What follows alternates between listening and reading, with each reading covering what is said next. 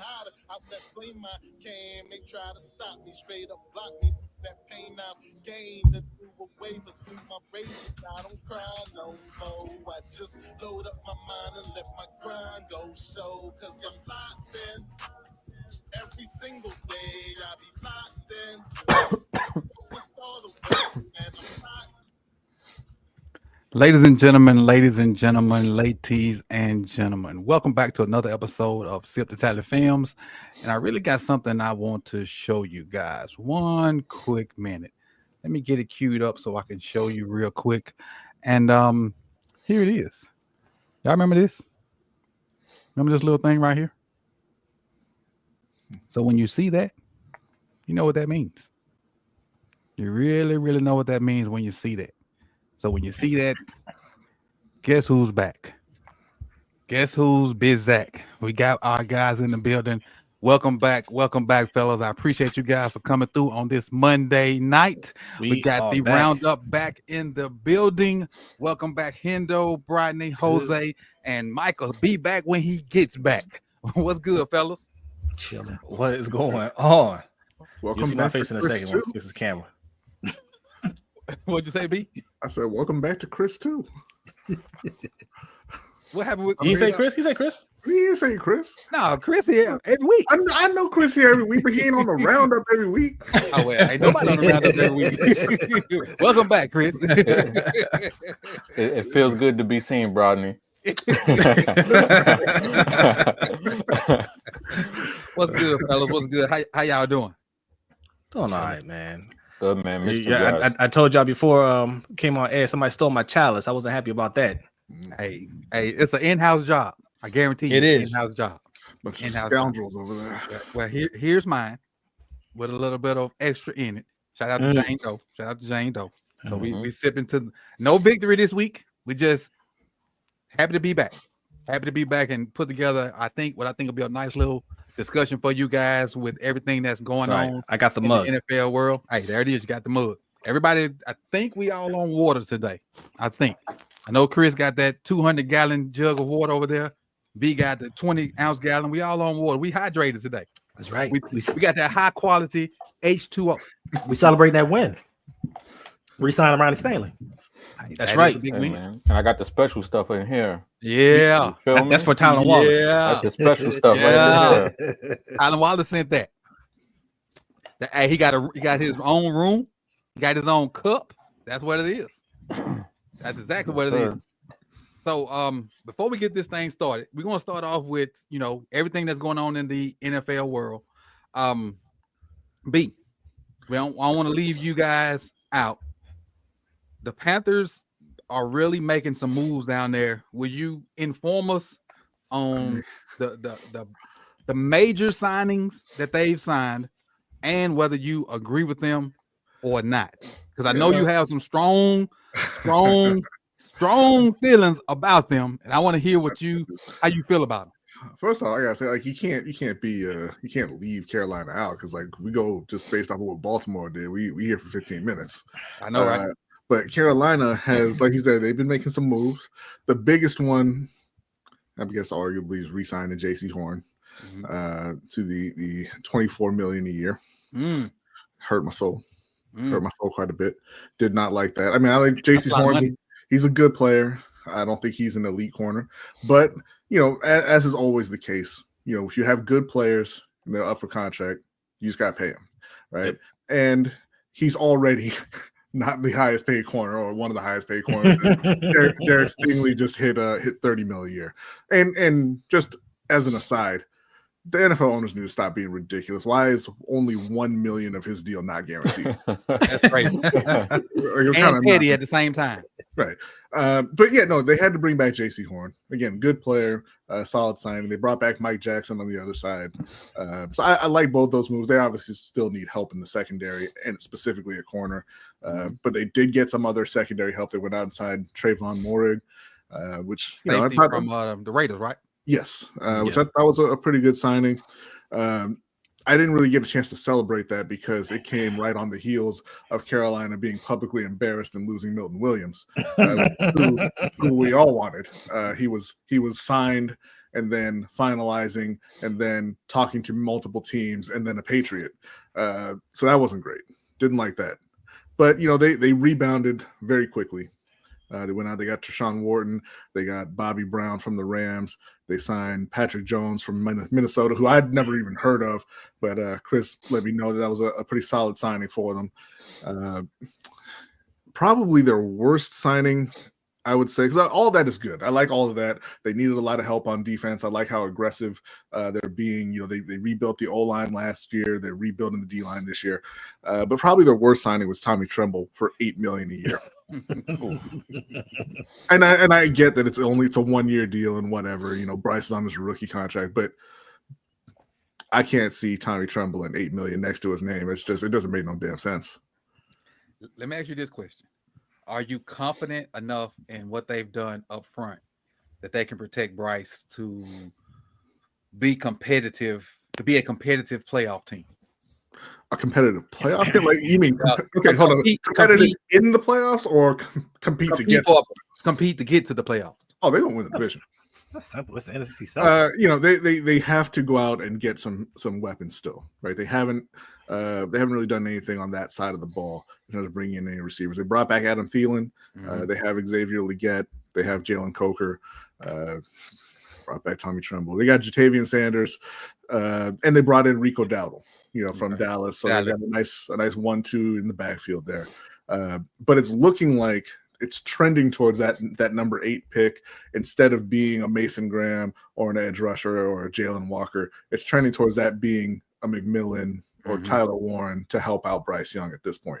There's still some wide receivers out there. There's Tyler Lockett, Keenan Allen, Stephon Diggs, who I'm sure is still rehabbing. But as of right now, it's kind of looking like that number 8 pick is going to be an offensive weapon for Bryce. So, look at all these eyes right here. Oh, look at all these eyes right here. Come all on, these eyes right here. Bring your, you know what? 3-letter word. Bring your, you know what? Arse. Is that a holdout? Is he holding out for a bigger contract? You got to hold on out there, cuz. He gonna hold in. Right.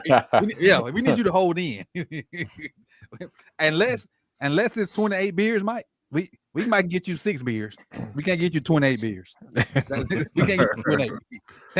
We need Tampa Mike. That's what we need. We need Tampa Mike. Hey, there you go. What's good, Mike, man? Hey, whenever you find time, man, come on, man. We good. The spot's still there for you. Hey, it is what it is, man. We know life be life, and so it is what it is. Your spot will never be taken. Never be taken. My question, one more for you, B. Is he gonna do anything for you? I'm not familiar with the gentleman. I don't know who we talking about here. The fact that you don't know who we talking about, you should know who we talking about.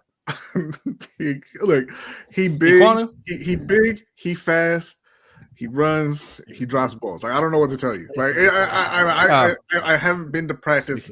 I haven't been hanging out with him. Like, if he learns to close his arms around the inflatable object, he'll be a very good receiver.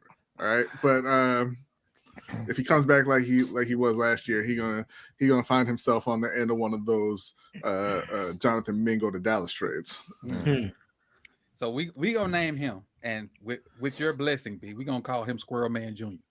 Oof. Squirrel Man Jr. Why you gotta, no, I can't do that. Well, that's a play on 2 people. No, I can't do that. That's a play on 2 people. It's either that or Boomhauer Jr. That's a play on Ben Cleveland, and that's a play on Birdman. Listen, I know you're going with Ben Cleveland. I can't do that to him. He plays and contributes more than Ben Cleveland. For now. True that. Forever. He probably got more snaps this year than Ben Cleveland ever. Oh yeah. No doubt. So but that's the Panthers update. So I appreciate you, B, for taking us down there. Let's get into all the money that's been thrown around in this free agency period since what was it, March? What was the start of free agency? March 12th? 13th, something like that. Technically March 10th. March 10th. When it was the tampering period, but yeah, that really hadn't meant much of anything. So somebody say the high table back. Right, B, the high table is back. So let's start off with this guy right here. The Jets will save $29 in releasing Devanta Adams, but we know he signed with the Rams. Question for everybody up here, and it's a twofold question. Did he get too much money with the Rams, and how will he fit with the Rams? How much did he get with the Rams? I know he got a 2-year deal. I think I want to say it's 23 a year, I believe. Yeah, something like that. Sounds about right to me. Yeah, I don't think he got too much. I think he showed last year that he has plenty left. As far as fitting in with the Rams, I mean, I think he'll be their number 2 guy behind Puka. Like they love feeding Puka, but I think they definitely upgraded that spot, losing Cooper and bringing in Devontae. It's not fair, I'll tell you that. but I don't think he was overpaid. No. Was that one of the guys y'all wanted? It's one of the guys we wanted. It's one of the guys Baltimore wanted. But most definitely, most definitely. As my wife said, to move my mic back. He gets to play with Puka Nuka. But yeah, me personally, he's still one of my favorite receivers in the league. I still think he got plenty of juice. I think he can be a great complimentary receiver for what.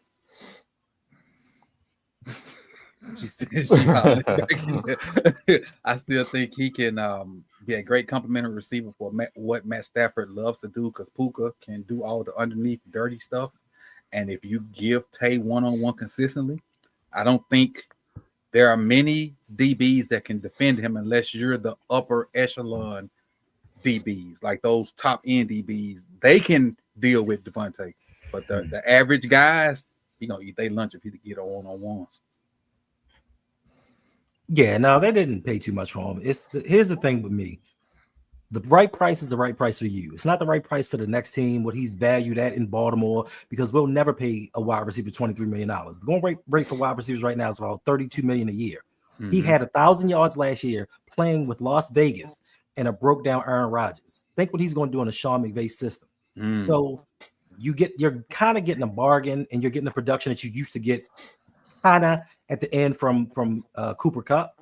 So it's not too much money. Like, that's what you have to pay. If people don't have a problem with paying a backup quarterback $6-7 million, why do you have a problem of paying a 1,000-yard wide receiver $23 million?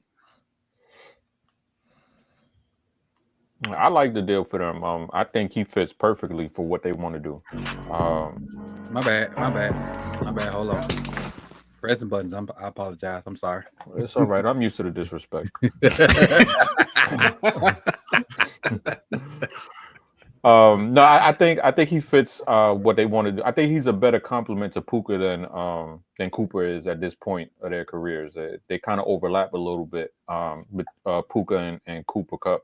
I think Devontae kind of gives them a guy who could bring a different element to that offense, and I'm excited to see what Sean McVay can cook up, because when you talk about an dominant outside wide receiver, and then you got a guy like Puka who could dominate, inside in the slot, like that's going to be fun to watch, and that's going to be one of the most dangerous offenses in the league if the O-line could hold up.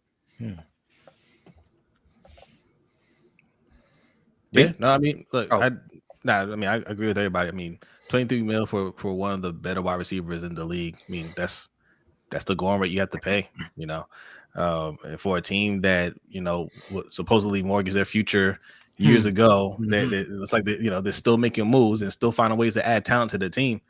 So, salute to them. I mean, like, to upgrade from Cooper Kupp, who's, I think, he's kind of winding down, but he still has talent, obviously, right? But for them to recognize, okay, he's not quite who he was, we're going to go ahead and upgrade that position, keep this going for as long as we can.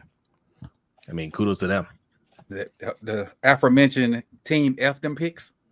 Yes. They back at it. Yes. With a great D line who they added Puna Ford to that D line, and they're back in the hunt, for the NFC West, because Seattle's not the same. San Francisco's not the same, and I don't know what the heck Arizona's doing out there. So Team F them picks are right back in the mix. And it's funny because, there are a lot of teams that really highly value draft picks and won't move them at all for anything. And don't call no names. I'm not just talking about Baltimore, but the team that used to be F them wins started trading those first round picks for players they knew could play, and they started going to the Super Bowl, right? Mm-hmm. Instead of using that lottery ticket every single year, they said, hey, you know what? We don't feel strongly about any prospect here. Let's go get Jalen Ramsey.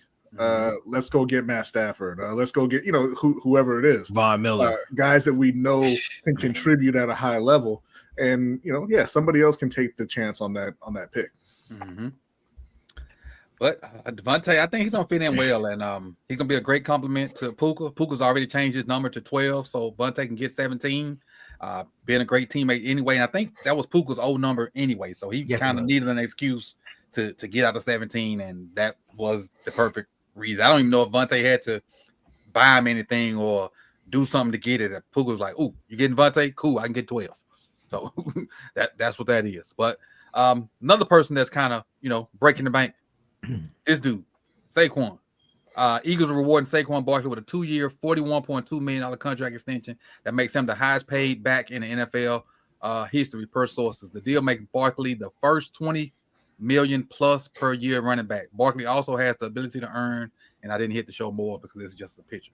But SaQuon Barkley, 2,000 yards, and I'll still say this, and people can like or dislike me for saying this. I think Derek's 19 was more impressive than than SaQuon's 2,000. That's neither here nor there, but I do have my reasons for saying that. But SaQuon did have an amazing year, and he did not play the last game. Did not play the last game for whatever reasons, but them winning the Super Bowl kind of negates the fact that he didn't play that last game. He reset the running back market. I don't think there's a back better than SaQuon right now. I don't think anybody deserves more than 20 million. But that does hurt us Ravens if we have to re-sign Derek. I don't say nothing to Derek right now. If Derek don't come to us saying, "Hey, what's up?" I see Derek. I'm walking the other way. You're like, nice weather out today. Shit, I ain't saying nothing to Derek. I see Derek coming down the hall. I'm like, I'm going that way. Until he comes to me and say something about the extension, I ain't saying nothing. What y'all think about SaQuon and his extension, and how does that affect not only the Ravens but other high quality backs like Gibbs and any other of those guys that are right up on the precipice about to be re-signed or about to shine?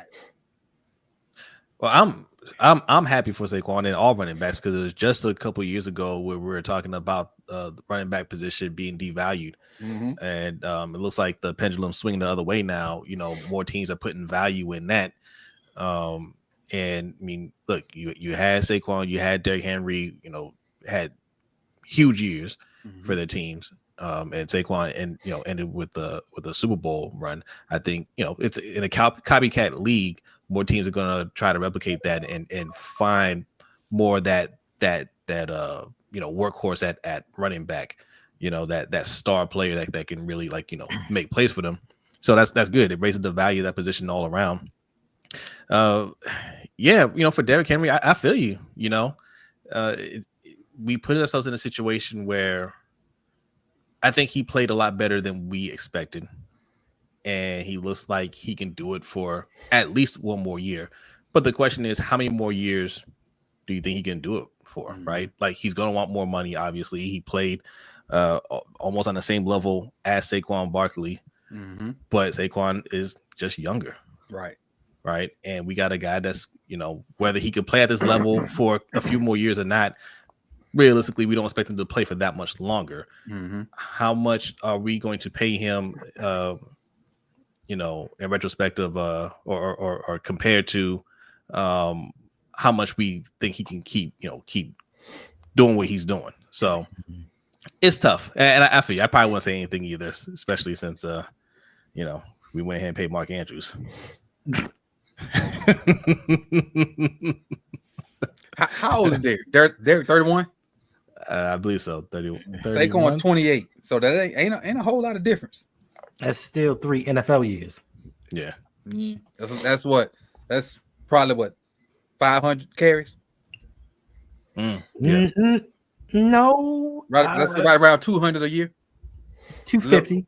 250, maybe. Yeah. Yeah, that's a lot of carries. You're right. Yeah, Mary Derrick gets more carries than Anybody. do. That's true too. He had he had 325 this year.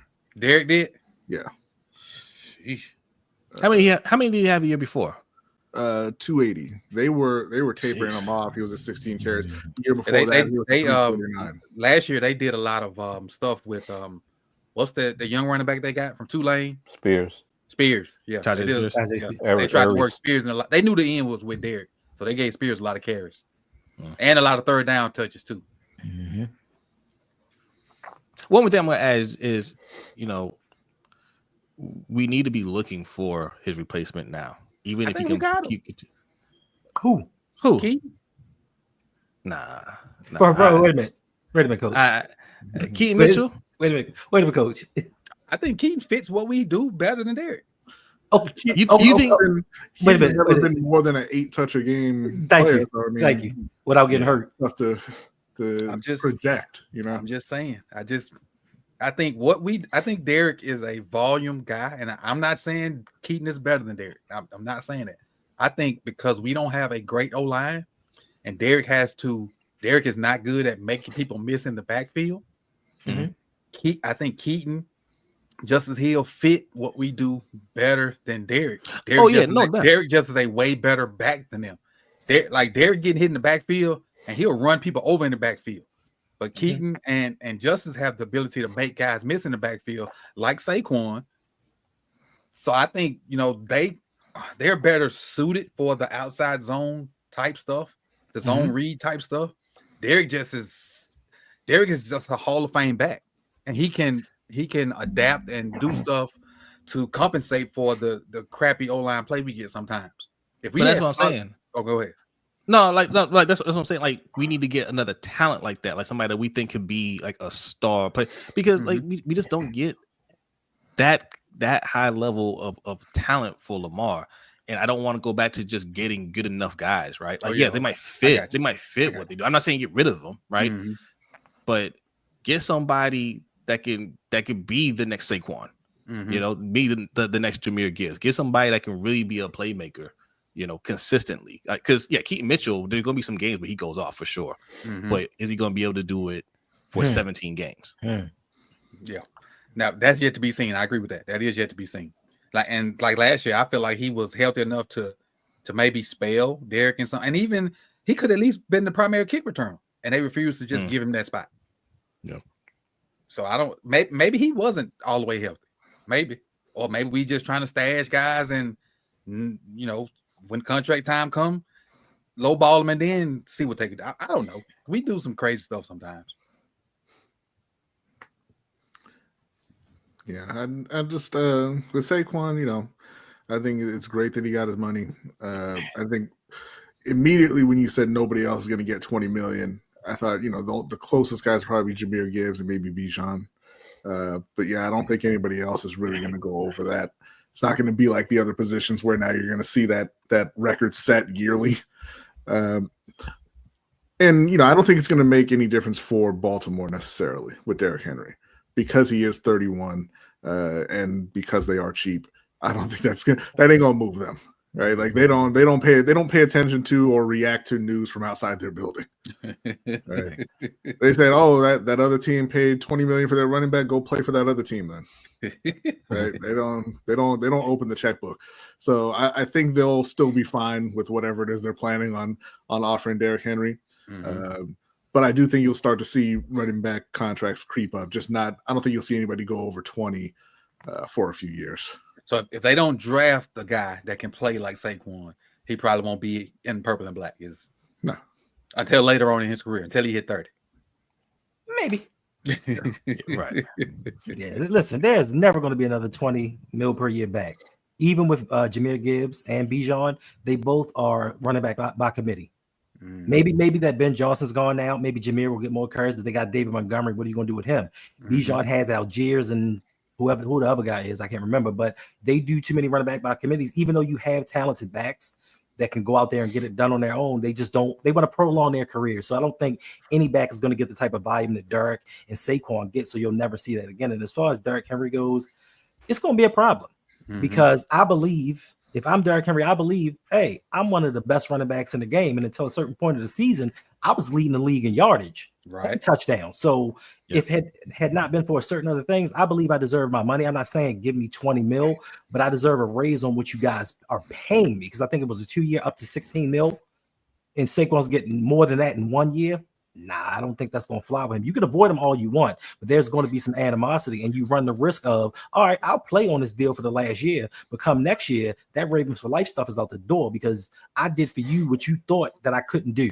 And when it came time to compensate me for my actions, you didn't do it. So I'm going to go somewhere where somebody's going to value me and give me that money because if he has a 1,700 yard season, somebody's going to pay Derrick Henry after the season. Now, I ain't saying, like, if he comes to me and says, hey, we need to talk about a contract, yes, have the conversation. Some people don't do that though. Some people don't do that. No, I'm talking about me first. If I'm the GM and like if I see him, I'm gonna walk the other way. Come on, if every dollar counts. No, but I'm saying for you, but I'm saying every dollar counts. He ain't going in. And if his agent calls and say, hey, we need to have a conversation, then we'll start the process.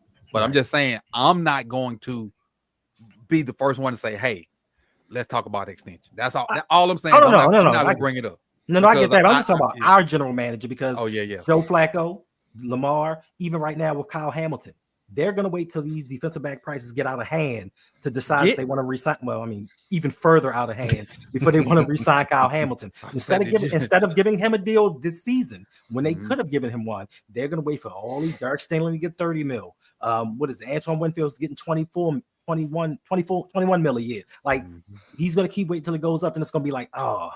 All right, we're going to negotiate with you, but it's going to be too late. So instead of him just saying, you know what, let's get this out the way now while the prices are reasonably low, they just let it go. They don't talk to their players. They wait for the market to dictate what they have to do.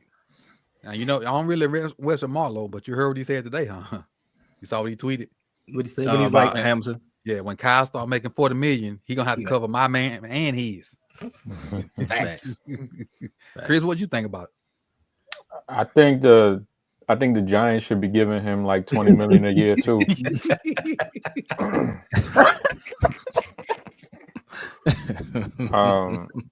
Just for wasting his time prior to this year. Because Saquon's one of my favorite players in the league, and I'm super happy for him. For the season that he had, and then getting paid what he got paid. I'm just happy that he's been able to find his success and stay healthy, and then.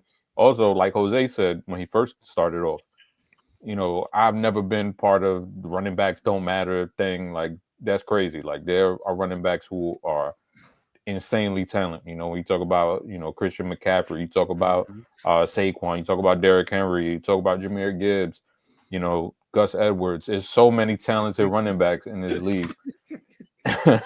And the fact that he was able to put them on the map, so to speak, as far as pay is concerned. Gus? No, Saquon. Oh, my bad. I thought you said Gus is about to get paid. In Carolina. From Kroger's.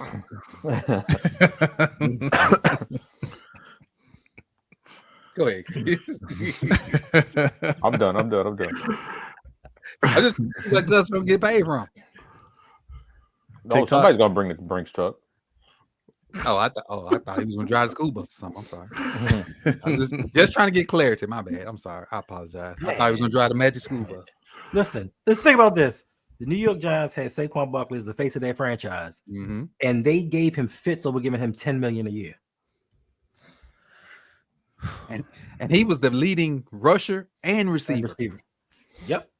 What makes it so much better is that they won Hard Knocks last year in the offseason. That's what makes it so much more better. And I hate the Giants. Like, I hate the Giants. And because of that, they don't have nobody else won't do it. Yeah.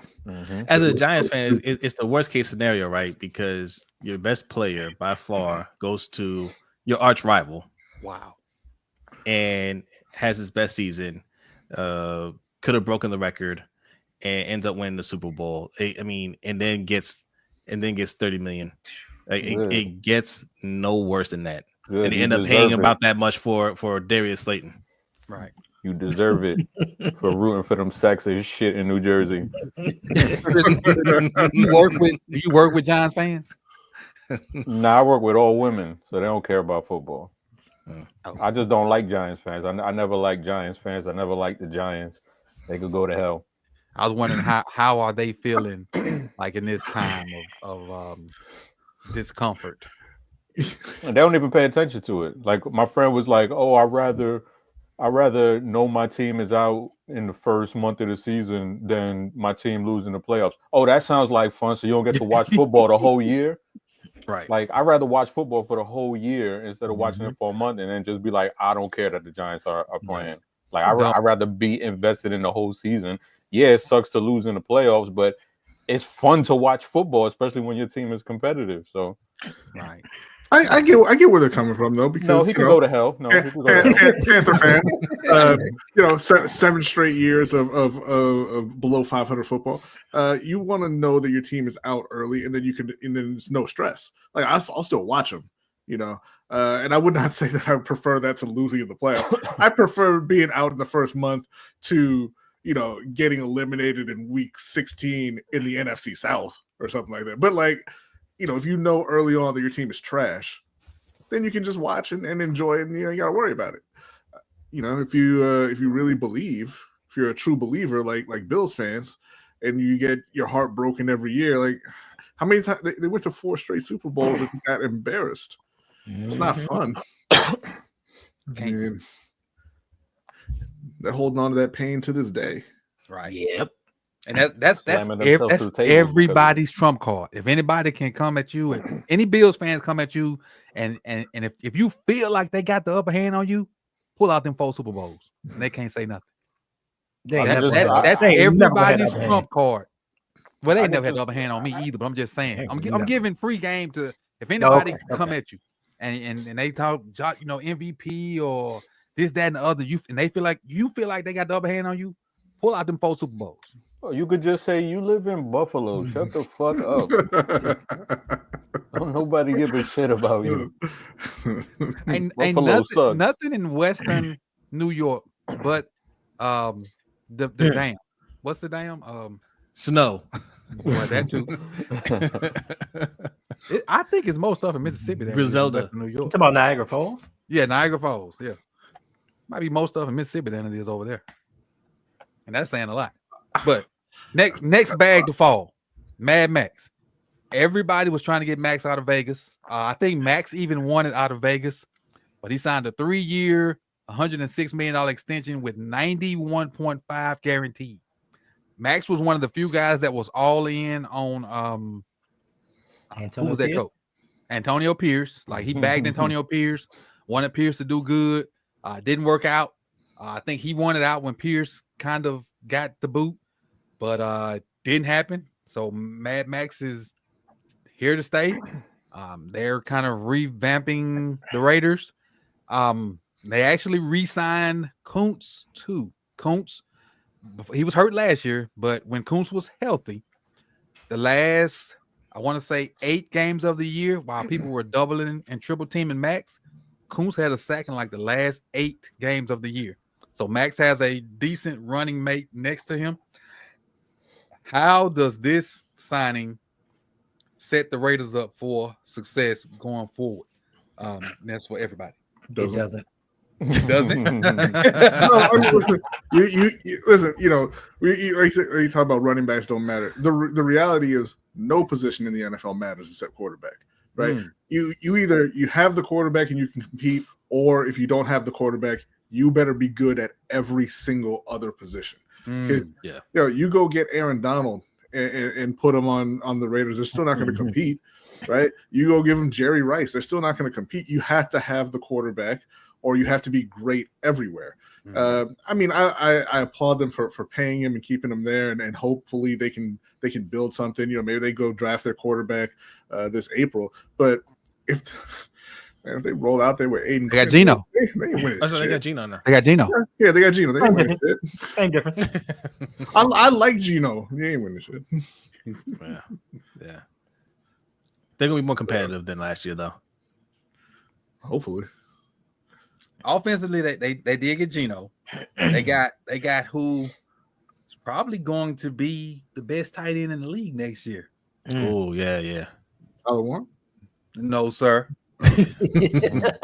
No. Brock freaking Bowers. Mm-hmm. Yeah. Dude, And dude's then almost they have a bunch of dudes. Dude's almost unguardable with me, Hendo, Bryden, and Chris, and Jose throwing him the ball. True. That is true. So imagine how he gonna be with. You haven't seen me throw yet, though. You're right, I have not. But I have not. You're right. they got 51 other players who will lose them in games though. They might. Well, that's what they need to work on this year or next couple years. They might. Because how old is he? Who? Mad Max? Yeah. I'm not sure. Close to 30. I think he's 29, I believe. Let's see who ended that faster, me or Bryden.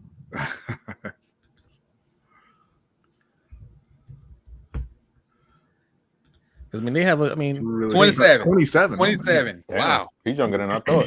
He just look old. That's that abuse. Yes, You know, he was in a black substance him abuse out. thing with Waller. Him and Waller was going through it at the same time. That's what that is. Huh. Interesting. He's only 27. Good for him. That's a rough 27.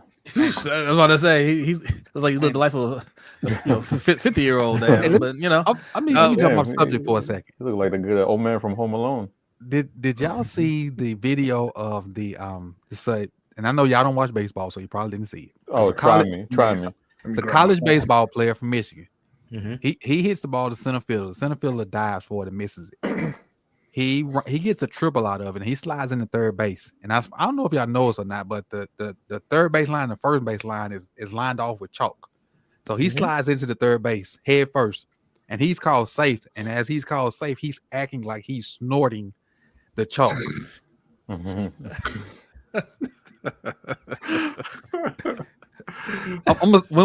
y'all remind me when we finish, I'll send it to you.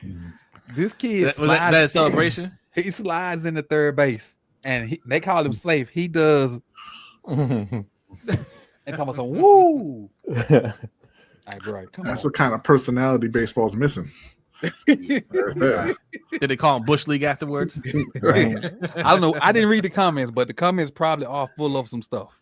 That's probably what I'm gonna do while laying in the bed. Look at them comments. But that was fun and neat to me. And I know it's off the subject, but I just thought about it when we started talking about Max and I don't know why that triggered that. That's probably bad on my end. You're gonna see Max doing it on the goal line. He gets a goal line stop. But yeah, I think they're gonna be a better team, but it's gonna be tough. I think it's gonna be tough to until somebody dethrones Pat in that division. I don't really see nobody coming, and the teams are going to be better in that division, I think. But until you beat them, until you win that division, it's gonna be tough for me to put any onus on whoever signs in that division. It ain't gonna matter until somebody. They're the fourth best team in the division. Who all was in it? The Raiders, Chiefs, Chargers, Broncos, and Chiefs. Yeah, and I don't have any Broncos on here, but the Broncos got better defensively. I didn't know until today that they got Greenlaw and Hufanga. Mm-hmm. Yeah, Greenlaw and just Hufanga needs to stay healthy, and and they was already up and coming. They just off the top of my head, they might be the second best team in that division. There's been close between them and Chargers. Yeah. Chargers took a big hit when they got rid of Gus Edwards. They sure did. Major. And what's called the free agent? They can rectify that at any point. Right? JK's a free agent too. So they're right now their starter is Badeo, right? Chris? No, they got Najee. Oh, they did get Najee. Oh, Najee's a California kid, so he went back home. Najee from the Bay Area. Yeah. Did I tell y'all I saw Najee in person? All right, so we had a kid when I was in Columbus that he was a pretty good running back, and he went to Alabama on a visit. So we took him to the running back room, and him and all the other good running backs, they were in the running back room, and so we waited on him to come out. They come out, our kid comes out, and we're like, man, how was he? He was telling how it was. The other dude comes out, and I was like, God damn. And I look up, I said, and I was like, Colin, I thought this was a running back meeting. He was like, Coach, he is a running back. It was not. I was like, God, it was not like a defensive end. Now imagine if you saw Derrick Henry. I think Henry might have been leaving. Henry was there. No, that's the year Henry was drafted. Because that was the year before I moved here. So that would have been Henry won the Heisman in what? 16? No, he was drafted in 16. He was drafted in 16. So I moved here in 16. So yeah, that was Henry had just finished. Yeah, Henry had just finished. So he was there at Bama, but he was through playing. But I remember watching him get in a game his freshman year, and I asked B, I was like, yo, who's that guy? And he's like, yo, you guys can't get him yet. He's only a freshman. I was like, well, mark him down. That's what I want right there. Huge. They followed up. They had Mark Ingram, which was a little bitty ball of muscle. Followed that up with Derrick Henry. Then followed that up with Najee. Yeah. Bama. Josh Jacobs. They've had a lot. Jacobs was the backup. Jacobs wasn't the starter. No, he was the backup. Who was the starter? It was was that the year they had the committee? Because they had a bunch of guys roll through there. They had Gibbs at a certain point. They had and because Gibbs was at Georgia Tech. Yeah, they had Kenyon Drake. Why does Zack Baun look like one of those creative faces on NCAA 25? He does. Hey, I got Zack Baun up here because his story to me was really compelling. Could like played out of position at New Orleans, signed a 1-year deal with the Eagles. They moved him to his real position, was all pro, and now got a huge 3-year, $51 million deal with $34 million guaranteed. Chris, I'm gonna let you start with this one. What do you think about like the progression of Zack Baun? And do you think it was the Saints coaches not knowing what they were doing, or him just going with the flow and just playing better with Philadelphia? What led from him being cut with the Saints to this big contract with the Eagles? I mean, he came in as an edge rusher. That's what he came in at.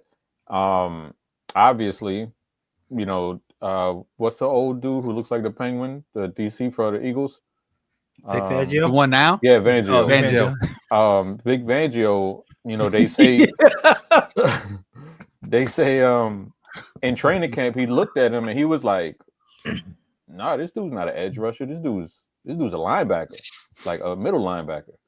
And it's like for him to see that, and then all of these years that he was with the Saints, it's like, damn, like that's kind of telling, as far as just having that eye for putting a player in the best position possible. And that's what we talk about, what we talked about for years when we had Giro as the OC, where he had what's the name? EDC was drafting wide receivers, and it was like, this dude is not using the wide receivers that EDC is drafting. So it's like, is it a talent thing? Is it just the OC not being able to get the best out of the talent that's there?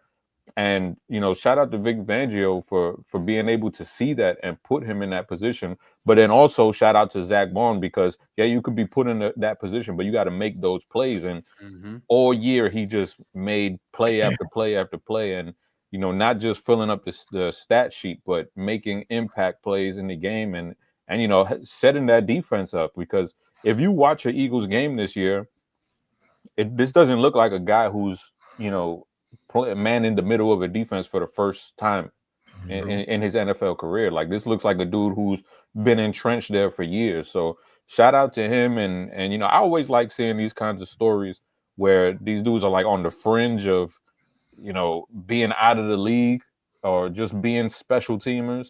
And then they, blow up and have these type of years. It's always good to see. Anyone else want to dive in on Zach? I got 2 words: Dennis Allen. And that's it. That's true. How long did they allow that Defensive Go on. genius. Say it again.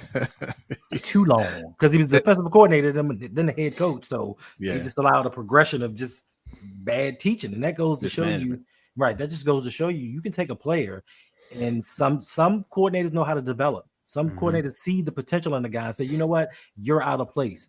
Let me show you how to play this other position because I think it's best for you. And then you have some coordinators that just say, listen, you run the defense that I put out there. Instead of tailoring your defensive system to the players that you have, they want the players to tailor, to conform to what they're doing. So shout out to Big. That's how you're supposed to do it. Rodney probably the only one that's mad that the Saints coach don't coach anymore. It was almost guaranteed dubs for y'all. Almost. It's the NFC South. It really don't matter who's coaching what team down there in any of them cities. It don't matter anymore now that Bryce is here. Talk that talk, B. I'm just saying, Carolina Reaper, right? Okay. He left a trail of dead bodies last season. What do you think he's going to do when they get him a receiver? Hey, B.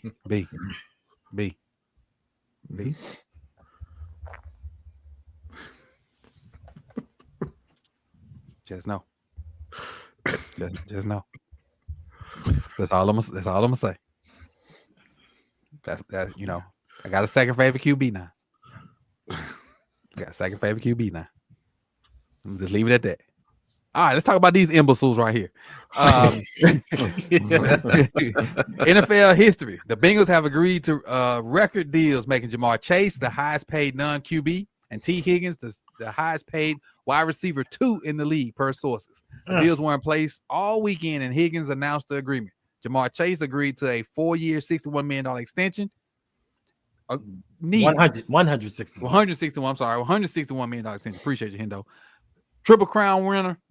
I don't have no quarrels with it. T. Higgins, 4-year extension worth about $115 million. I don't have no quarrels with it. The quarrels I have with it, they're on the same freaking team. Their new contracts will make them the highest paid wide receiver duo. The only quarrels I have with it, if I was a Bengals fan, and I know a lot of them are rejoicing because they're going to score an enormous amount of points, but they're also going to give up an enormous amount of points. They have the sack leader on their team as well that needs a contract. I don't know if not for much longer. Yeah, I would say I don't know if they're gonna sign him. They're trying to. I know they're trying to, but he's on the contract. He's on the contract, so they're trying to trade him. Just what y'all think? My 2 cents is I think they're gonna score a lot of points, but I think they're gonna give up a lot of points. And we just saw this story this year. We just saw this story. And they lost Hubbard for retirement. So I don't think they got a better defensive end to go with it. I think they're gonna give up just as many points as they score, and it's gonna be a coin flip whether they win some of them games or not. What y'all think? Well, I mean, look, there's a lot of ways to build a team, right? And this trio got them to the Super Bowl. So they said, we're going to keep these guys together and we'll figure out the rest. I mean, there are other ways to acquire talent. You can trade for talent. You can draft talent. Now, you got to hope that you have you can go out and you can get cheap veteran defenders to bring that defense up to a mediocre level, a middle of the league type level. And that'll be good enough for a team that's going to score as much as they do. Or you can go and you hope you have one of those New Orleans Saints drafts the year they got Marshawn Lattimore, where they hit on like their first 5 picks, right? And that transformed that team. Obviously we haven't. Marcus Williams in that draft too, I think, right? I believe he was, and I think Trey Hendrickson was in that draft too. But you don't see teams that are built like this normally, but that's how they've had the success that they've had. So I'm not going to fault them for leaning into that and saying, you know what, we're not going to be able to replace T. Higgins with a player as good as T. Higgins, so we're just going to pay T. Higgins, and like I said, go figure it out elsewhere. So you think it was the right decision for them? Okay. Yes, but for everyone else, no. T. Higgins should be in process blue right now, and I am disgusted by the way that the NFL is allowing them to run their franchise. Yeah, I mean, if you look at how, I mean, they lost a lot of games that they should have easily won. They should have beat us. Right. One of them games. They should beat us twice. Yeah. The overtime game is the one I'm speaking of. They should have beat us. Yes. Yeah, they could have. and they still right there at the end to make it into the playoffs. They are a playoff team. They know it. And they only need to make a couple of right moves, whether it's through the draft or like B said, pick up the right, couple of right key veterans. And there's some veteran players out there that can help them out. And that team has everything that they need to compete for a Super Bowl. They've already been to a Super Bowl, right? They have their quarterback that's paid, and then they have his two weapons that are now paid. They don't have to worry about that for a very long time. The rest of it, they can figure out. This is the formula that I keep saying the Ravens need to do. Pay your quarterback, get him some protection, get him some weapons, and figure out the rest of it. But they've been working on it. They're trying to they don't have protection, but they already made it to the Super Bowl without protection. So in their mind, it's like, well, we'll figure that out along with everything else because we know we can get there even without it. When you have talent like that, you can overcome it. Yeah, but you got to have talent. Quarterback, wide receiver. They got the quarterback that probably had the best stats in the NFL. They got the receiver that definitely had the best stats in the NFL. Yeah. They got one of, if not the best, number 2 receiver in the NFL. Everything else, they got an average running back. Everything else, they don't got. Yeah, but the point is, you got to have talent on your team. You got to have your quarterback, and then you got to have talent that manifests itself somewhere along that offense to help him out. And they identified the two guys that are going to help him out. Man, listen, let me tell you what I just thought about. They a skinny lady with some big old bazookas. They top head.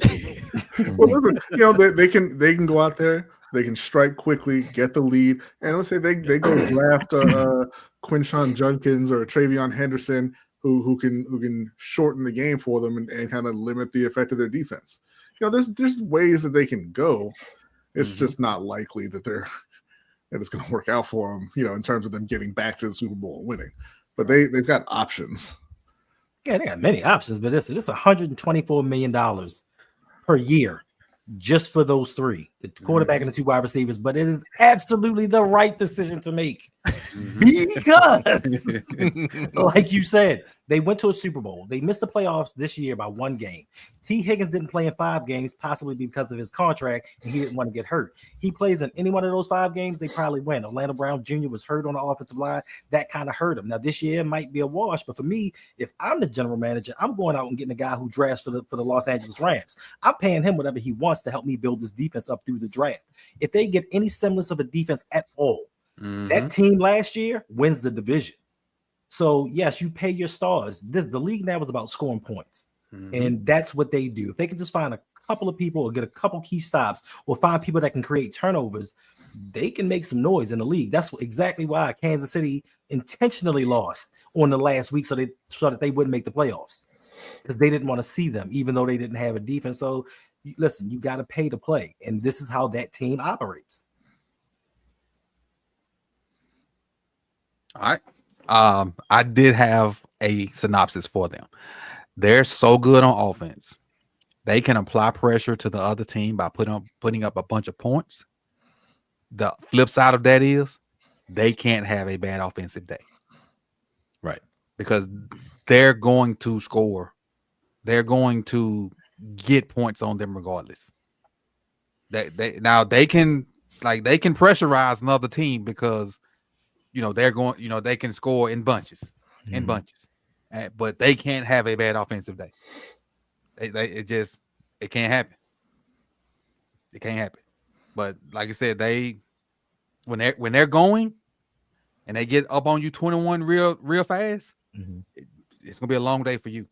Especially if they get like I think it was Hendo said, they get one of them guys that they can kind of bleed the clock. It's gonna be rough on you. Because if you can't load the box. Yeah, he's not. You can't load the box.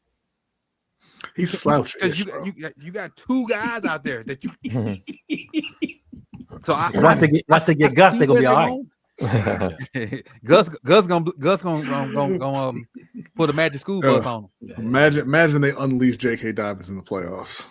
Oh, that's after they unwrap him because he can't find the regular season. And T and Petty. Listen, and this is another thing that I just thought about. A lot of people are so caught up in you giving him this, you giving JaMarr $40.2 $25 million a year. You're giving T 28.75. Yeah, that's cool, but you have to realize the Cleveland Browns over the last 3 years have restructured Deshaun Watson's contract and got $30 million of cap room each year. So if the Bengals decided they wanted to do something, they can go to Joe Burrow and say, all right, restructure it and get $30 million right there and get some defense. People act like once you sign a player, it's the end all be all. It's not. It's how you want to finagle the cap so they can get around these signings and get players if they really want to. So, I mean, it just depends on how the team wants to operate. The Rams have done it for years. All the time. All right. Next up. Cooper Kupp leaving the Rams, going to Seattle. And when I initially saw this, I saw the $15 million. I thought it was 3 years for $15 million. But then when I got the cold, I woke up and got the cold out my eye. That's what I thought too. It was $15 million a year. I was like, ain't no way. Ain't no way. What y'all think about Cooper Kupp getting 15 a year? That was shocking. All right. Is he still good? Yes, he's still good. But man, I don't know what the Seahawks it's like they intentionally just downgraded. They're like, you know what? We just don't want to win this year. Let's get a worse quarterback. Let's get a worse wide receiver, and let's ball out. Right? Like, I mean, if you're gonna pay $15 million a year for Cooper, man, pay DK. Right. Well, he didn't even pay DK. Like, if he wanted out, he wanted out. But like, I'd rather just keep Tyler Lockett and Geno Smith and run it back. It was a 10-win team. Fix your O-line. Right.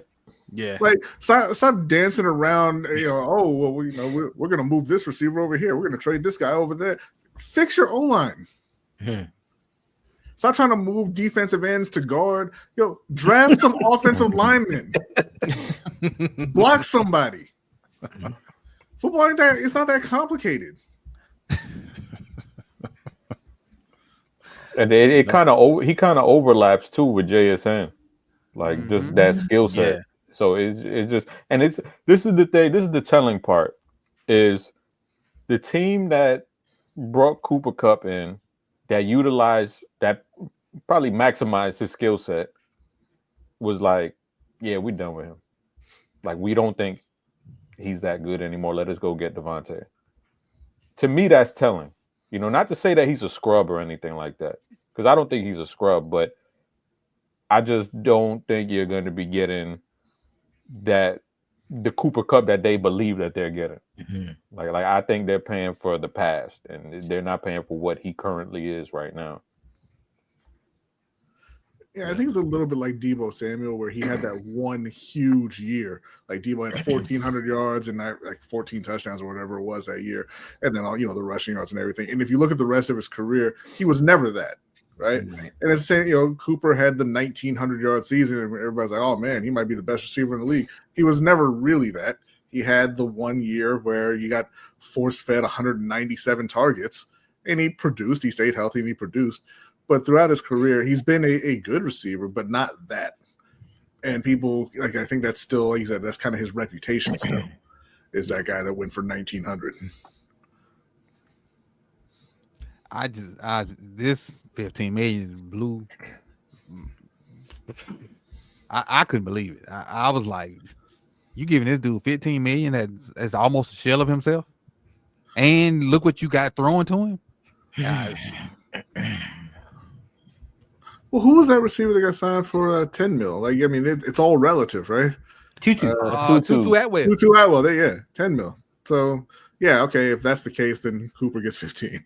Sam Darnold's going from throwing to Justin Jefferson and Jordan Addison to Cooper Kupp to definitely those guys. Tyler Lockett, Jason. I mean, it's still good wide receiver. Well, Tyler Lockett's gone. He cut him. Oh, that's right. Lockett got cut. That's right. JSN. And that's and then the downgrade coaching and whole line. Tyler Lockett, why aren't they catching? I don't understand. Tyler Lockett should have got cut a long time ago for that Carl Winslow shit that he grows on his head. I don't like you talking about our hair challenge brothers, because you got a full head over there. Young boy hair. Keep living, brother. Hey man, he can keep it up. He can keep it shaved. Keep living, brother. Hey, but B, there's somebody in the chat talking about wide receiver play. I don't know if you want to address them or not. I don't know who you talking about. Somebody that hosts Big Boy Talk. Oh Lord! You know, if you want not the receiver play that we were talking about earlier, but I don't know if you want to. I'm not, listen, man. Y'all know I love Large Reginald, but I don't even want to go there because you can't be out here talking about Rashad Bateman is the number one receiver, and I think he's trying to get a rise out of you. You know, so I don't want to reward that. Right. But when he said Mohamed Sanu was the number one in Atlanta, I was like, I can't talk to this dude no more. Well, you gotta give context though. He said Mohamed Sanu was the number one receiver when they had Julio with how much? When Julio Jones had 1,400 yards, but he only had 3 touchdowns, and Mohamed Sanu had 700 yards and 5 touchdowns. Mohamed Sanu was the number one receiver because he scored more touchdowns. This man like the University of Connecticut. You had to excuse him. And Orlando Magic. So, yeah, well, Moving on. Speaking of number one receivers, this guy left Seattle, went to Pittsburgh, and picked up a huge contract and a fiance. DK Metcalf, 5-year, $150 million contract, which is $30 million a year, so to speak, because they finagle money. But man. First of all, do you see the fit? And secondly, why would you sign a contract this big and you don't know who the freaking quarterback is? That's the thing. Because of that money. I would too. Yeah, they could put Tomlin back there. I'll sign that contract.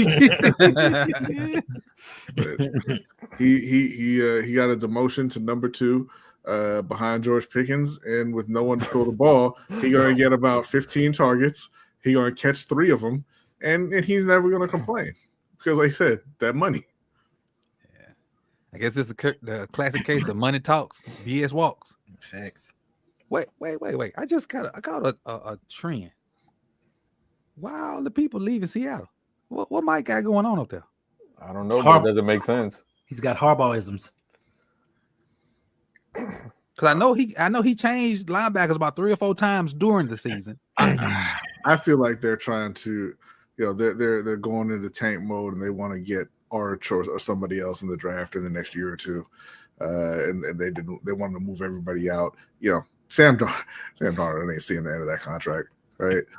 Cooper Kupp going to be out the league in 2 years, so like he can kind of say, hey, if you trade up, get me Arch, get me whoever else, we'll turn this around real quick.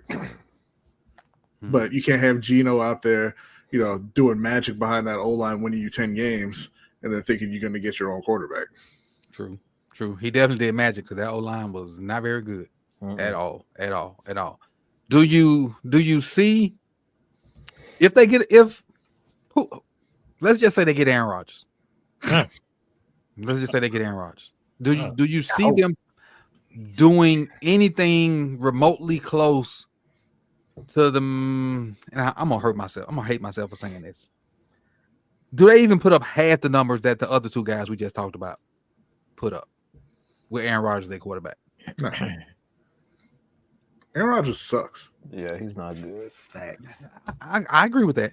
But I'm trying to give DK and George props because y'all know how I feel about George, and I don't think DK sucks. Right. And I don't know if it's a hot take, but I don't think DK is as good as people think. I agree with that. I think George is every bit as good as I think he is, though. It's just his brain isn't that good. True that. You got a bad brain. Yeah, I love George Pickens. that YN mentality. Hey, I coach. love George Pickens. Yeah. Breece Hall, Garrett Wilson, Devanta Adams. What did Aaron Rodgers do with that? Absolutely nada. Threw Mike Williams under that bus real quick. You got. Let me give Aaron a little bit of an excuse. He had. Hold on. Let me give him. When I say the excuse, you gonna give me a little bit of thumbs up. Meg the Simpson. Who we got blocking? They just lost that guard. Oh well. There ain't got nobody blocking over there. And they weren't even good before then. That's why Najee Harris is the only running back in the league with 4 straight 1,000-yard seasons, 2 feet at a time. Wait, did Aaron Rodgers pick Pittsburgh? Nah, he picked nobody. I was saying what if, because Pittsburgh don't have a quarterback other than was Mason Rudolph. Yeah. Right. Yeah. Well. Call up Doug Hodges. Russell Wilson is waiting on their decision. That's what he's trying to wait for. And they say that Aaron is waiting on Minnesota's decision. All right. But why would they want him? And the Giants are also waiting on Aaron's decision. But why would they want him? You picking third in the draft, you shouldn't be waiting on no 39-year-old quarterback's decision. Right. This is wild. But I think DK is gonna get his money, but I think his production is about to fall way off. Somebody gonna reach for Jackson Dart. I hope so. And I keep telling y'all that's exactly how Abdul Carter is going to fall to the Panthers. I like Jackson Dart. I don't think he first round, but I like Jackson Dart. No, let's push that first round there. I feel like he's going in the first round. Selfless plug. Most of the talent video on Jackson Dart. He going in the first. He going in the top 15. Let's do it. All right. Let's talk about the Baltimore Ravens. And my homegirl, Mina Kimes, she picked the Baltimore Ravens as having the best offseason. The best free agency period. If you haven't seen that video she did, she picked the Baltimore Ravens as having the best free agency period, mainly because of this right here, Ronnie Stanley. And he did a little interview and stuff today talking about basically the Ravens. He hadn't had negotiations with anybody else because the Ravens kind of jumped in and did what they needed to do to secure him, and he did have higher offers from other teams, but he signed with Baltimore a 3-year, $60 million extension, $44 million guaranteed. I think it was detrimental to get Ronnie back, and if we had lost Ronnie, we would have been a chicken with our head cut off. Fellas, what do you think about, like, how important was it to re-sign Ronnie Stanley? I'm sorry, Coach. Before we get to that, I got a question. Go ahead. He said that other teams offered him more money? I think I read that somewhere. Because he signed on a Saturday, and the tampering period was on a Monday. Yeah, it's two teams in trouble for. It's two teams in trouble. They're investigating. He pulled a Kirk Cousins. Yeah, it's two teams in trouble. Yeah, he snitched on him. That's gonna make him a Baltimore legend. He gets a draft pick taken away from Kansas City. They should suspend Mahomes for that. Yep. And don't suspend him for the playoff. Because you want to lose the Gardner Minshew again. Suspend him for, that's right. Come on, man. they saw that coming, Chris. Don't suspend him in the playoffs.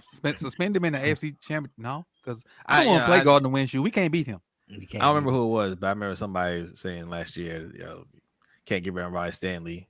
Gotta let him play a healthy season, and gotta pay him and extend him. I don't remember who that was, but heard he's a pretty handsome guy. Anyway, I think this is Brian. This is a great sign. Shouting you out like that, Brian. The shoe fits. I don't know. I didn't say it. No, this was everything. If they didn't sign Ronnie Stanley, we weren't going anywhere this year because there was just no way to replace him, right? Mm-hmm. With that said, I mean, I don't think we had the best free agency period because there's still more work that needs to be done on the O-line. This right here gives us a chance, of stability at least. If Falele can get a little better, if Ben Cleveland can go in there and play a little bit better, then that, we got better O-line play. Yeah, Rave Kingdom. Right on time. Yes. We know. But they need more work, at guard. So I give them a C for the offseason because that was major right there. But I just this is starting to sound like the Lamar Jackson talk, honestly, and I'm sick of it. You're talking to the Pro Bowl guard, telling him to do more instead of saying the left side need to get better. All right, that's what people was doing when Lamar was winning MVPs. Like, oh well, why don't you pass for 3 more touchdowns? Like, no, why doesn't everybody else do their job? Okay, go ask Pat McCarry and Andrew Voorhees what's up on the left side. Don't worry about Daniel. Right? Now, to address the question, not the Pro Bowler, huh? Not the Pro Bowl. To address the Not question, Mina gave you all one of them DEI awards. Oh snap! like old boy in Buffalo got this year. Hey, well, y'all ain't done nothing. Sound like you're mad because the Panthers wasn't on that list. Okay, well, first of all, I mean, the Panthers obviously should have been on this list, but there's probably about 20 teams that should have been ahead of Baltimore on this list. You didn't do anything. Obviously you're getting Ronnie Stanley back is huge. Getting Ben Cleveland back is stupid. It means nothing, and there's no point to it. We got Ben back. We got Ben back for sympathy reasons. That man is going through something in his life, and we need him. We need to bring him back in the fold to make him have a better quality of life. So it's bigger than football, Brian. Okay, let me ask you this. It's bigger than football. I need to say something, B. Let me ask. If Ben Cleveland ends up getting that starting left guard position and plays well, like, what does that say about your coach? That's exactly why you don't re-sign him. Because you sat his ass on the bench all year when your left guard was struggling, no matter who it was. You refused to play him, and then you go out and you pay him instead of bringing in a legitimate starter. And if he actually gets on the field now and plays well, that just makes you look bad. Not all year. No, for 4 years. Yes, my apologies. Yes, 4 years. But yeah, for the rest of it, I like bringing Tylan Wallace back. I was actually kind of hoping Carolina would have inquired about Tylan, but they literally didn't do anything else. Did they? I mean, Hardar Ricard is back. Ronnie, you're doing too much. Okay, my bad. I'm sorry. Let's talk about Ronnie. Ronnie only. All right, Ronnie's good.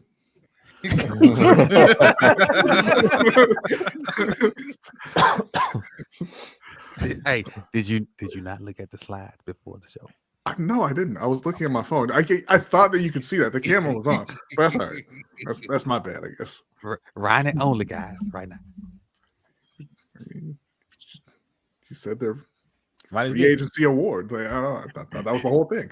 Yeah, Ronnie's great. It's a good thing that they got Ronnie back. Yes. Anybody that didn't go talk about Ronnie, because I forgot who went and whatnot, laughing at Brian. Ronnie's great. That was listen, they had to make the signing because they didn't have a contingency plan. I know they wanted to slide Roger over to the left-hand side, but we don't know what we're getting with that. Mm-hmm. Like, I'm tired of this experimentation. That whole thing was stupid. It's dumb. And I love Mina Kimes, but she tripping. She's tripping. We signed Ronnie Stanley, and that's pretty much it. We got DeAndre Hopkins, but we signed Ronnie. We re-signed Ronnie Stanley, and that pretty much was our free agency. For that being the best in the league, I think it was the best in the league because there was no backup plan. That's why. If we didn't sign Ronnie, we were blank UCKED. Yeah, grading on a curve, and a huge one at that. This guy, what is that? Didn't see it coming. This is Squirrel Man Senior. Junior. You got Squirrel Man Junior. He don't play. He can't be senior. He don't play. How did Squirrel Man Junior? He older. Because the person that you're disrespectfully calling Junior has been on the field and produced on an NFL team. So how about Squirrel Man? I'm pretty sure that picture's Photoshopped, honestly. could be preseason. Is that Lamar? It look like he's playing center. No, that looked like Darren Leary back there. Oh, he did play some center. He did play some center. Yeah. He did play some center. Yeah. So no, that's in not the preseason. Photoshop. No, he played some center in the game. Oh yeah, he did play in the game. He did play some center in the game. Dude, he blocking, running right off frame. He all in the center.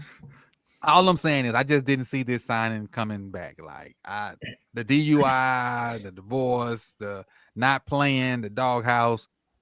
Like, and you were alluding to this earlier, B. I just didn't see this coming again. And like, if you're not going to play this guy, why sign him unless you sign him to be your new? I think Hendo might have said this too.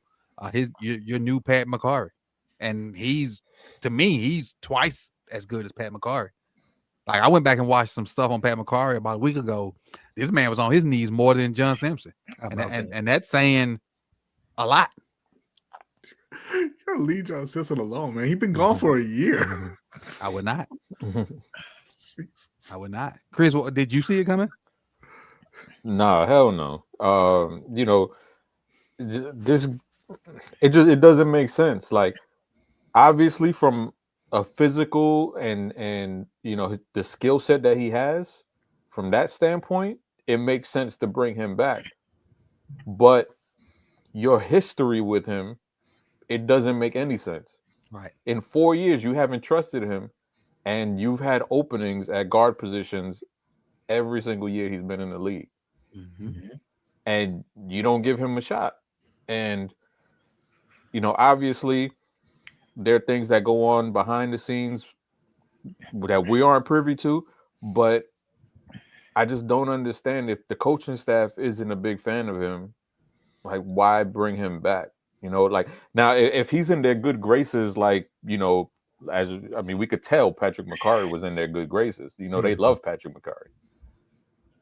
Then it makes a little bit of sense. But for a guy who's you know, they just don't seem like they ever trusted him. It doesn't make sense. But I don't know. Maybe they like him now. I don't know. I don't get it. It doesn't make sense for a coaching staff that hasn't, or maybe Warhawk put in the word. I don't know. Yeah. That's the question, Chris. What like since the season was over, what made them like him? The filing for the divorce or the DUI? Both, maybe. Warhawk was probably like, man, I've been through it too. Listen, first of all, he's here for one reason and one reason only. That is because he is cheap. And then EDC can get up and address the crowd and say, we have our guard. So now when we go in the first round to pick a safety, right, this is his excuse why. We have Voorhees and we have Cleveland that can play left guard. So now we don't have to address that early on in the draft. That's the only reason they brought him back as a scapegoat for the moves that they're about to make. Because it's supposed to be zero tolerance policy. John Harbaugh didn't even know what year he was in last year. Talking about what year is he in? 3, 4, I don't know.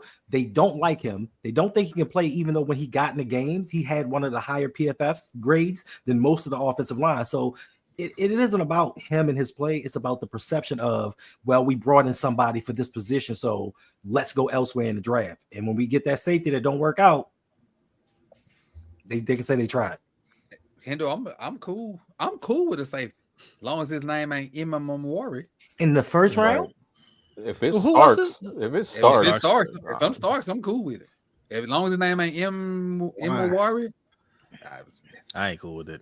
Imamawari is safety. Hey, if it Starks, I'm cool. Starks cool is different. Starks is different. Starks is a top 10 player in his draft. Can he block? Imamawari is not. I'm taking safety 1 over guard 4 or 3 every day of the week. Like, you know, at some point you gotta at some point it's not just, hey, I'm picking for value. You have to pick the things that you need to get over the hump. And I mean, you don't need another safety. They want another safety. They don't need a safety. Why would I pick a guard that ain't gonna play though? But look, this is the thing, right? So if you have a player in your top 10, top 15, and you can get him at 27, to me that's like, just like standard wise, like I do that every day. If you don't do that and you reach, you end up with like a Tyler Guyton instead of Nate Wiggins.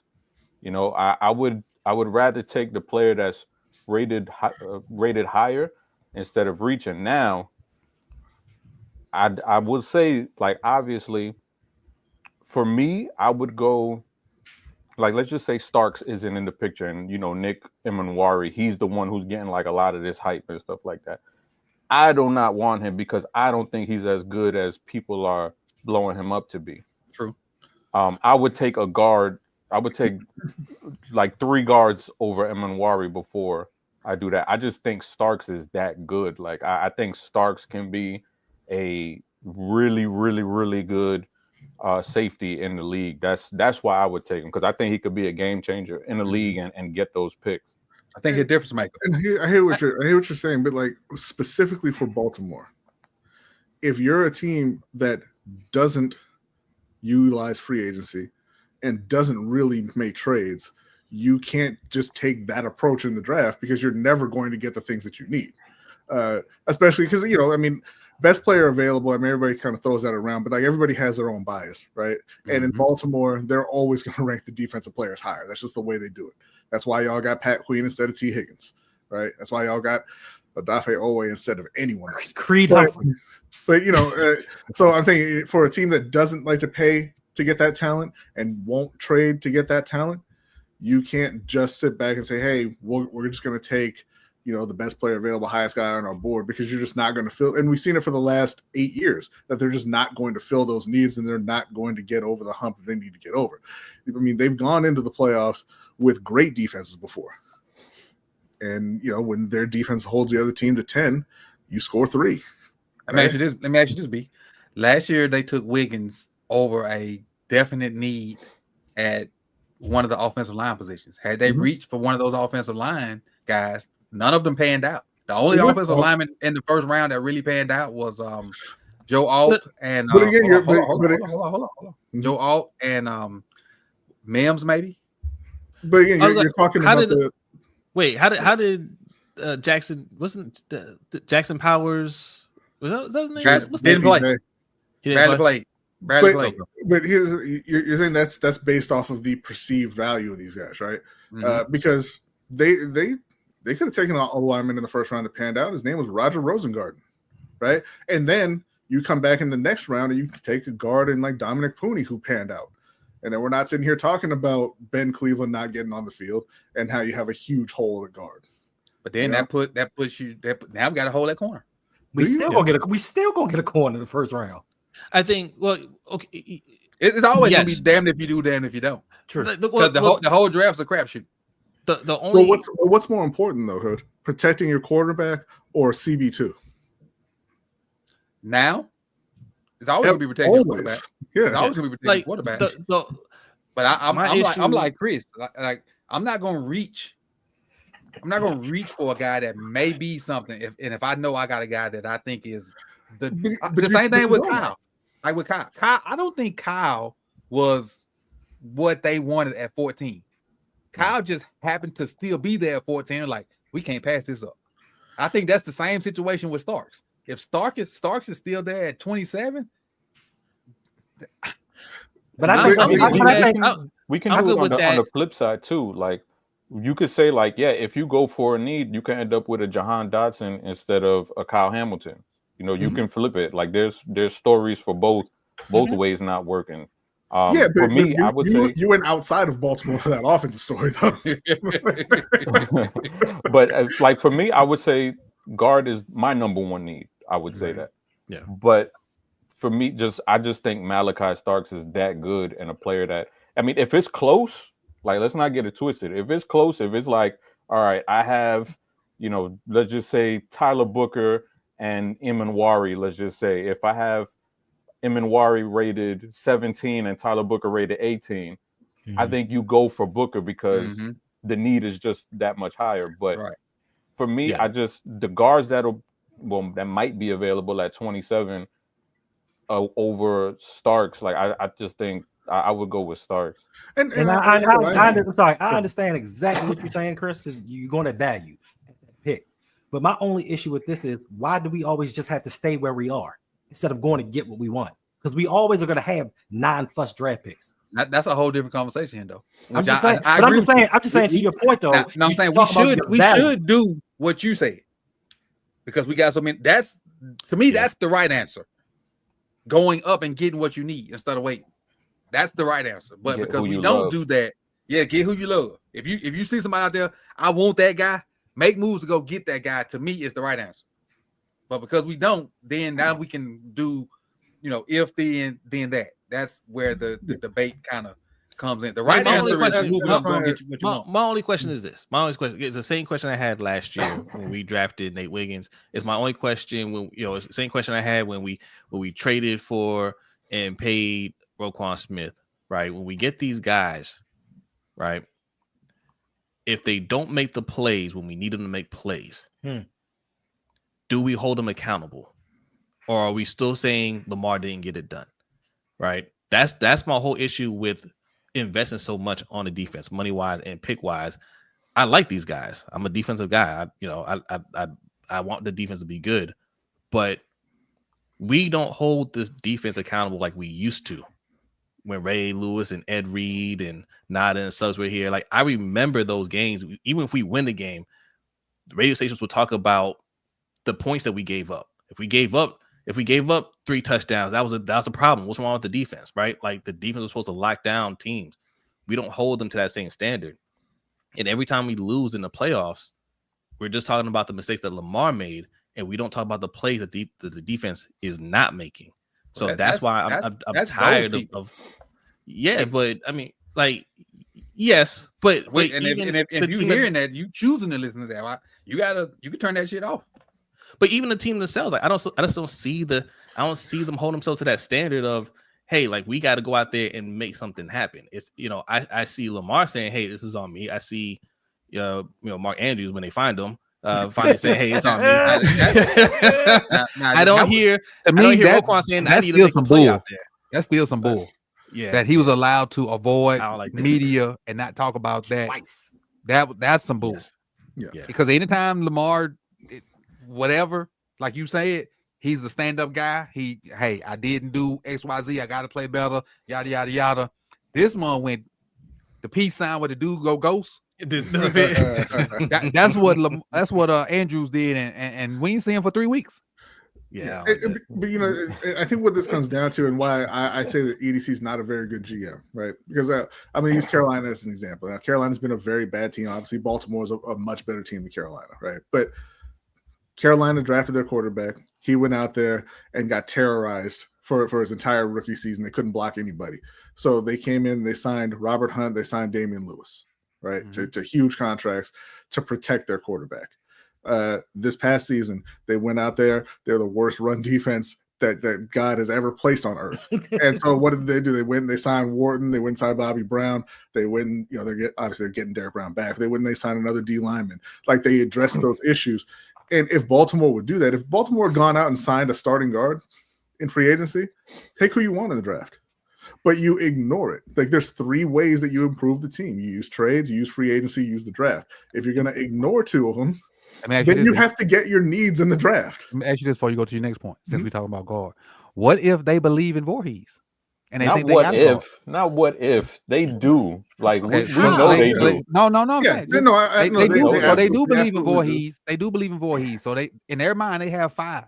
Because we know they believe in Fale. I'll say this. I'll say this to you. I'll say this. So that's why I put the video out. BPA is the move, because they believe in their 5 guys. We got receivers, we got running back, we got quarterback. That's why it's setting up for BPA to be the move in the draft. But we don't draft BPA though. No, but to answer your question, I'll say this: you can believe in a player and still do the right thing by your team until that player proves it. You don't have to say, I believe in Andrew Voorhees, so the job is his. And then watch him fail. You can say, I believe in Andrew Voorhees. I'm going to go out and sign a league average guard, and Andrew Voorhees is going to beat him out, and then I have a backup because I need that anyway. League average guard? And also, man, 5 years ago when he was league average guard, league average guard that was better than Voorhees and McCarty. I'm sorry. Is he gonna play for the Baltimore Ravens someday? No, I'm just saying this. They had a guard that I think was better than Voorhees and.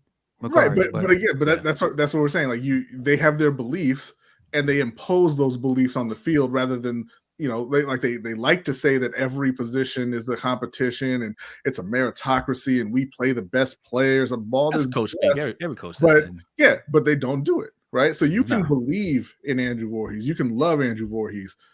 Go and make him prove it. Go sign somebody who can push him, and when he wins the job, you can say, "Hey, I was right." Because you still have to have a backup. Anyway.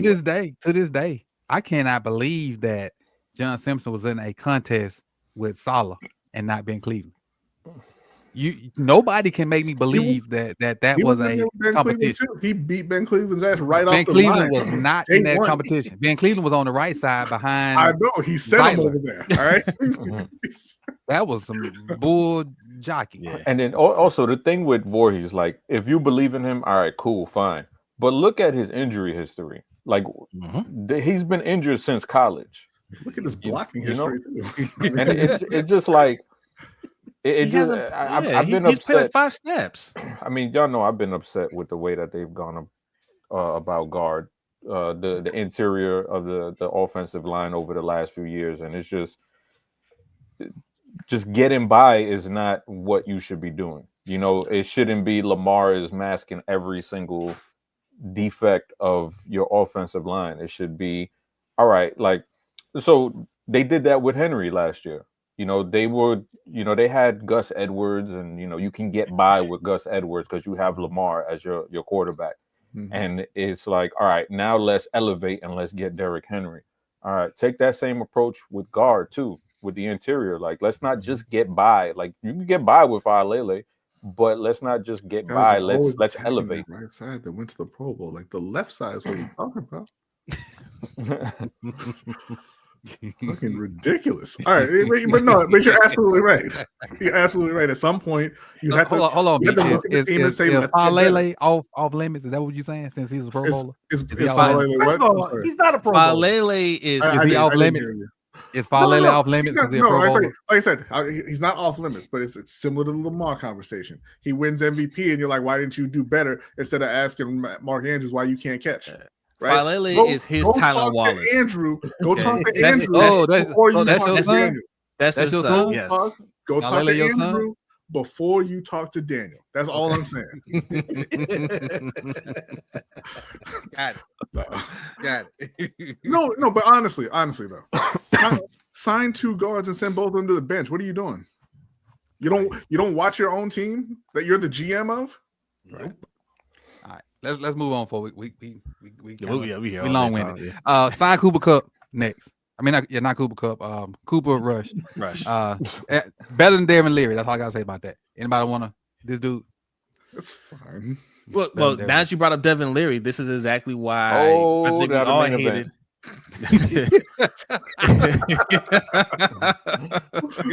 Go ahead, Jose. Then we're gonna go back to the main event. This is why we all hated that Devin Leary pick last year. This is why they should not hold on to all the picks that they have. They waste them on picks like Devin Leary, right? A guy that everybody knew wasn't going to make the team. Shouldn't have made the team.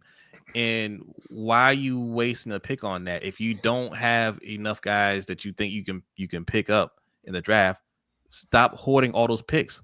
Mm-hmm. Trade them and move up. So people in the chat, let me ask y'all this question.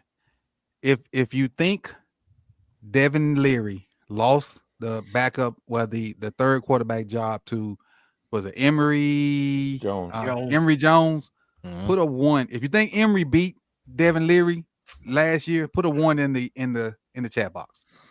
Because I think he did. So I'm gonna put a 1 out there too. I think he did. I think Emory smoked him.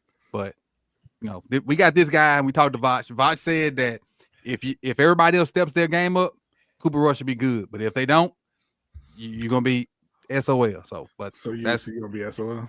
Yeah, I'm gonna be SOL. I'm gonna be SOL. But let's go to the main event. Finally, with Chris. Re-signed your guy, brought him back to the receiver room. How do you feel about your son re-signing with the Baltimore Ravens? Championship back on. That's it. This is the guy who brings the room together. This is the guy who brings the team together. Without him, there is no team. So shout out to the Ravens for getting this done. Yeah, Adam Schefter wants to talk about T. Higgins and that other bum. This is the one right here that should have let everything off. Shout out to the Ravens for getting it done. How about the room? The room. The room. Yeah, he got his own room. JaMarr Chase don't got his own room. I can tell you that much.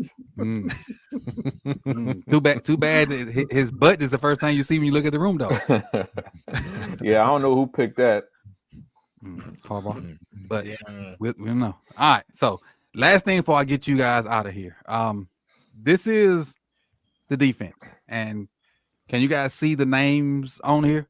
This is who we have on the defense as of 3/17. Where do you think there needs to be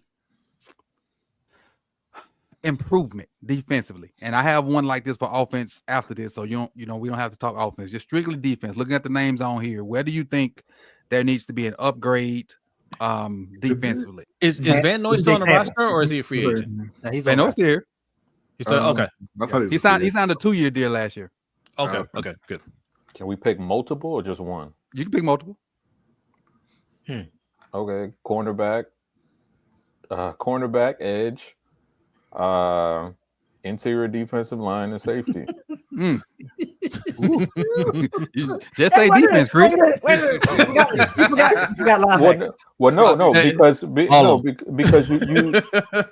you can't have you can't have because it's not just your starters. You know, the Eagles showed you got to have a rotation. You know, you can have guys like Travis Jones and Matabike, but if you're running them out there 50, 60 snaps a game, they're not going to be effective the way that you want them to be. And I think getting Kyle back around the line of scrimmage, I think that should be a priority as well. Obviously he's a good safety no matter where you line him up, but I think, he's best when he's can just play that kind of Troy Polamalu role and just roam around the line of scrimmage. I think that's where he's best. And that CB2 spot, I know a lot of people like TJ Tampa. I know me and Coach like him, but we had our questions about his ability to to keep up with players down the field and that long speed. So I'm not as confident as other people when they just say, all right, TJ Tampa's our next starter. Not to say that he can't, but I need to see him do it first before I have some kind of confidence in him. So I would say that is probably spot one. And then edge, I think edge is in the same category as cornerback was last year. When they drafted Nate Wiggins, we were like, oh, that was a luxury pick. Even I said it. I'm like, that's a luxury pick. They got Brandon Stevens, Marlon Humphrey. So it seemed like it was kind of a luxury. And I think edge kind of fits in that zone right now where it's like, oh, they have Owe and Van Noy, two guys double-digit sacks. But it's like Owe could be gone after this season. Van Noy's 47 years old. So it's like you kind of have to replenish that group and kind of think about the future, but also add a guy who can bring some juice for this year as well. Mm-hmm. Man, didn't y'all do that with the Adisa Isaac did with the job on Tavius Robinson, or is your GM just bad at his job? I think Tavius Robinson is good, but he's just different than what they need. I think you need a specialized pass rusher. But Adisa Isaac, we don't know what the hell he can do. Right. He had his hamstring wrapped up for like 18 weeks, so I don't know what the hell's up with him. Yeah. And then I'm not even going to mention that guy that's below him. Right. This is 24. Are you sure that's not backwards? Because he was a top 15 pick. That's first, second, and third round picks right there on that side. Like there is I don't know 10, 12, 13 draft picks from EDC that I see here, right? Like this is the issue that I have with what he's doing with this team. A lot of draft picks have been spent on that side, and we can still look at it and be like, nope, we need help, right? Like he's not doing a good job of drafting, right? Mm-hmm. It is a combination of drafting and developing, and Harbaugh's not doing a good job developing these guys either, because some of them we just don't know. Like Adisa Isaac, that's one of Chris's guys. Maybe he can play. We don't know, right? Ojabo doesn't get on the field. Owe, we feel like maybe there's something there, but not quite. But we don't feel comfortable. It's just TJ Tampa don't feel comfortable there. It's just too many. It's too many unknowns for the amount of draft picks that we spend, and we don't want to pay anybody in free agency. It's always, hey, we build through the draft, but we don't develop anybody through the draft. So I agree with everything Chris is saying. Like all the holes that he said, yeah, I agree. Yeah, like I said, this is 24 people. So normally we have 23 on defense. So like either somebody got to come in and some of these names have to come off or what. Yeah. But who's Ravenel? I don't know. CJ Ravenel. He's nobody. Really? Oh, that's rude. I mean, nobody. That's so rude. I'm sorry. He's a Raven. He's a Raven. He plays like a Raven. Raven out. Yeah. Listen, I'm gonna keep this short and sweet. Like Jose said, we go on a draft and we draft players. And in the exact same offseason, we always got to get free agents to replace the draft picks that we just drafted. Every year, we got to do the same thing. So to keep this short and sweet, I'm gonna name 2 names. I'm gonna give you TJ Tampa and probably who's the other one?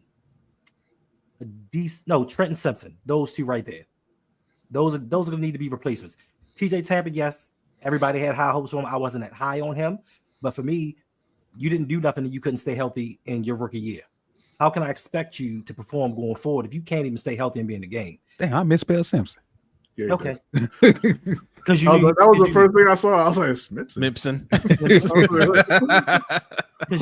I don't know any of these players. You know?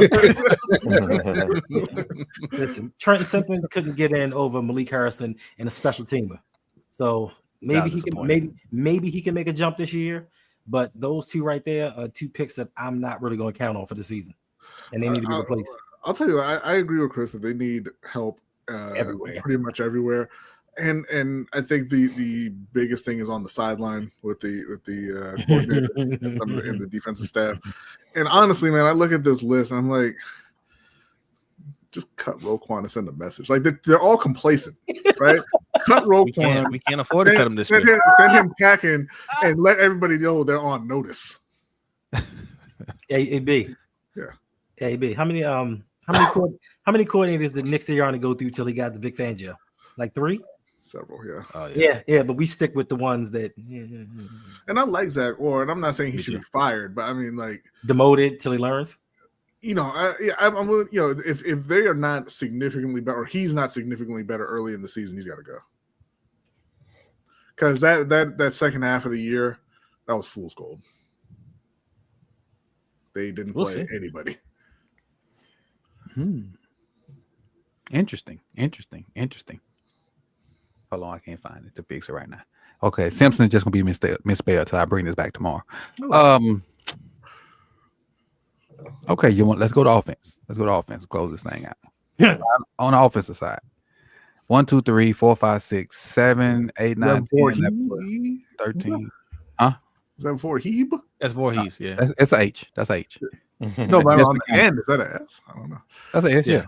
Okay. You mess my count up, man. Come on. 1, 2, 3, 4, 5, 6, 7, 8, 9, 10, 11, 12, 13, 14, 15, 18, 21, 22, 25, 28. So it's 28. I got a question. Why is Mark Andrews still there? Because he's still on the team. I know. Why? Like, what the hell are y'all doing? It's not my fault. You need cap room, so you're restructuring people instead of just getting. We just gave him $4 million yesterday. Like, just ridiculous. Then this is what we talk about all the time with Baltimore being complacent. The dude has shown you for roughly the entirety of his career that he cannot perform in the playoffs. Why is he still there? Bruh, go knock on EDC door. I don't know the answer. I mean, you got him demoted to tight end 2 now. Like, what are we doing here? Hey, I'm only one. I didn't notice that. Who's behind Likely there? Oh, that's Andrews. Oh, yeah. I'm only one man. I'm only one man with one Photoshop thing and one keyboard. You better cut that man. I did my part. Vocal left back. I did my part. Fact, Vokalek, yes. I did my part. I made him tight end 2. Look at Ricard just hanging out in no man's land where there ain't supposed to be a position. So it's the same question. Where do we need help? Goddamn mess. Sorry. Ricard over here, no man's land. Hey, I should put Ricard up here next to Cincinnati. Like it's 20 fucking 5, and you still utilizing the fullback because your line can't block. Hey, because of guard, that fullback came in handy. That's what I'm saying. But if you upgraded, you wouldn't need a fullback. You could put another wide receiver or tight end on the field. Hey, Ricard did his thing, boy. Ricard did his thing. Hey, I be saying, did you clear tight end 2 of Harbs? I did not. This is my team. Facts. Harbs ain't got nothing with this power, but not with this what this is this Photoshop. Harbs don't run this Photoshop. I run this. Look at me. I'm the captain now. My Photoshop, not Harbs. But like, obviously they're good at quarterback, running back. you want to upgrade wide receiver, but that's not likely at this point. But that's a decent group. No, I like the way you did that. The right side of the O line is rock solid. You got a black hole at left guard, but I mean, we'll see if they let Ben Cleveland out of the doghouse there. Tight end's good. So like they need obviously to shore up the O line and just hope that they get better play from Flowers and Bateman, and hope Hopkins has something left, and then pray that nobody gets hurt because you don't have any depth. Mm-hmm. Hey, Chris. Yes, sir. Do you know who Dalcourt is? I've heard of him. Yeah. Okay. Because I don't know until I was typing. I was wondering. I was going to see. I was saying, I wonder if Chris know who that is. I forgot about saying that. Yeah, he was named after a court in Dallas.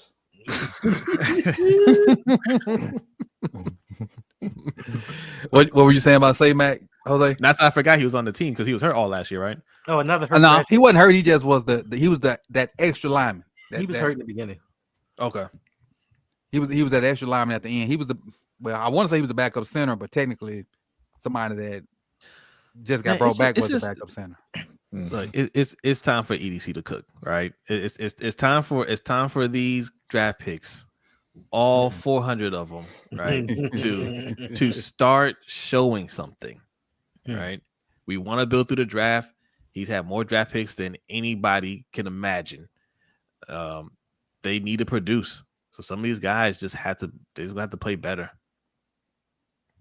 Offense and defense. Dang, coach. DJ Amp say 25, 26, and 27 first round pick for Malik Neighbors. I call the Giants every 2 weeks until they break. Hey, coach, you ain't even put Ali on here. Yeah, I ain't have enough room. I mean, that's just shows you another draft pick wasted. Yeah, I ain't have enough room. I could have put him down there in the out of bounds line, but I feel like that would have been even more disrespectful to put him out of bounds. Why? Well, I guess since you put it like that, felt like it would have been more disrespectful to put him out of bounds. So I just didn't put him on there at all. But maybe I could have put him behind Ricard as a fullback. But then what that would have been? That would have been 29. So on this side, what all I can see over here is O-line. You just got to upgrade O-line. Offensive picks need to be O-line picks. Yep. You pick anything offensively, it need to be O-line. Maybe you take one of the picks and be a wide receiver, maybe. Because you don't have a certain type of body that I feel like you need. Just one. You need one tall guy, the Iowa State guy. Hopefully you can get him. But other than that, the rest of the picks on offense need to be O-line. O-line to me, and then up front, defensive line or edge on defense. What say you guys? Yeah, I think definitely guard. I mean, and obviously tackle. I mean, you see under Stanley and Rosengarten, nobody's under them. Nothing. Right. Yeah. And you're talking about Stanley, like, yeah, he played every game last year, practiced regularly, but there's still that history that we know of.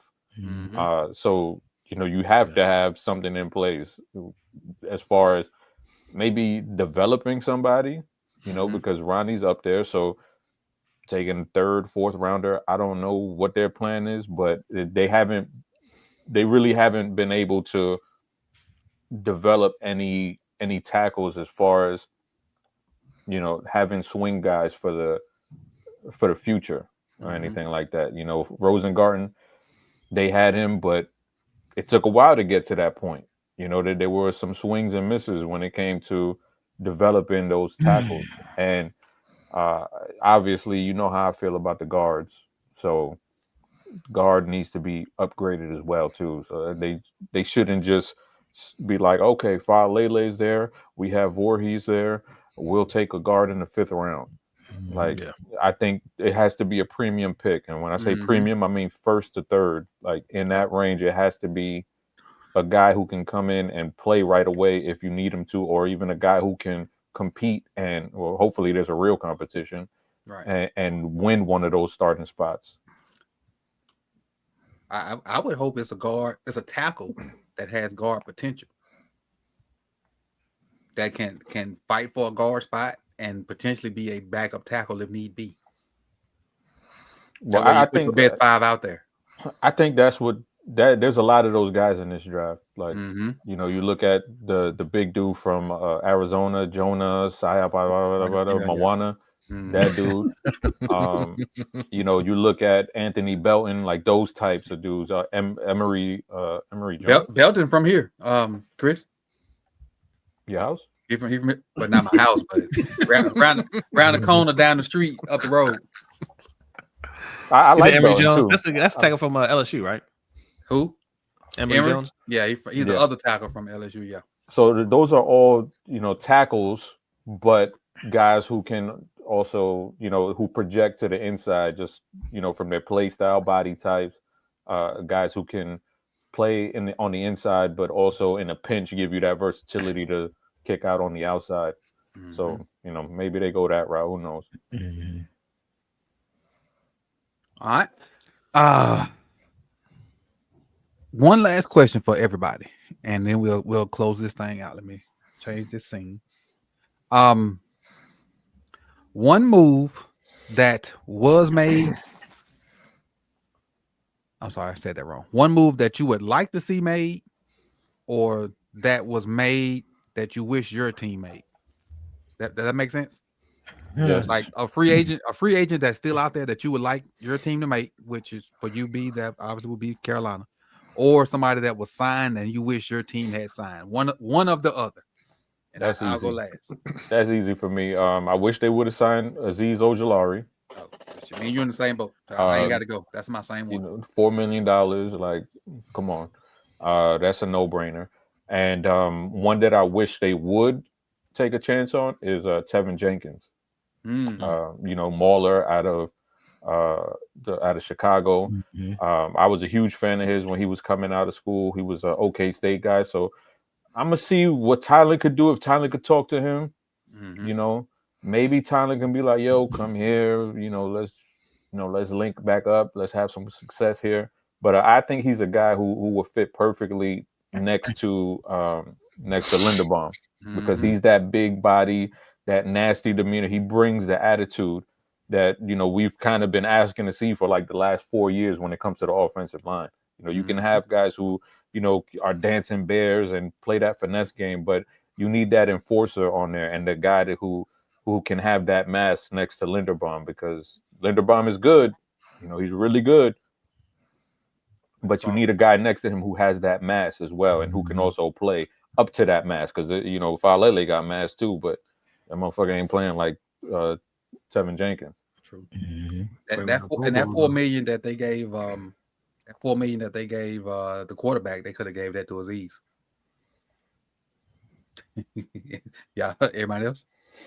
I was gonna say Tevin Campbell, but I guess I'm gonna have to go with Dalton Campbell. I know. Right, exactly. Tevin Jenkins. I was gonna go with Dalton Risner or Brandon Sheriff. Sheriff's still out there, I think.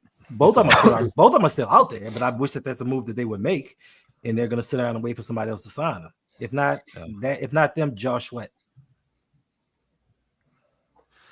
Who got Sweat? Arizona. Okay. You know, Florida State, they love the desert for some reason. Love losing even more. Shut your mouth.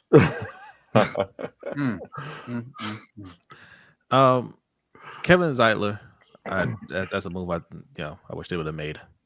All right, had a good year last year with the Giants. I think he signed for like 6 or 7. The Lions. The Lions. I mean, not Giants. The Lions had 6 or 7 million in this year for this contract. Pay that.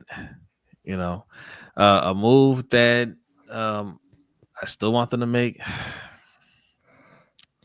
Man, I don't know. Yeah, Jenkins or Sheriff. If we gotta go defense, you know, I think Judon's a free agent again. Go Judon or Zadarius. Bring one of them back. Try to bring Zadarius back again. But yeah, that's my pick. B, what you think about them old Panthers over there? Higgins. It's the move that somebody else made that I wish they had made. You gonna let that one go easy? No, he was promised. Okay, is it like from years ago? He's the one who. Like, how you gonna turn down $6 million extra a year? That's, I mean, he ain't too bright, but like, still, he could play, and that would have been great for Carolina. But as far as somebody who's still out there, I mean, I would like to see them bring in a Tyler Lockett or one of those receivers who's still available, because God, Stephon Diggs. Damn, you can't go out there with Adam Thielen as your number one again. You can't do it. Stephon Diggs is still hurt. I don't know when he's going to be back to 100%. But Tyler Lockett's there. Keenan Allen is there. There's a couple other. I mean, Deontay's probably not coming back. Who's your preference out of those guys, B? I think that I didn't watch Chicago a whole lot, so I don't know how well Keenan played last year. But I think Tyler's got a good bit left. Can you see the screen? What?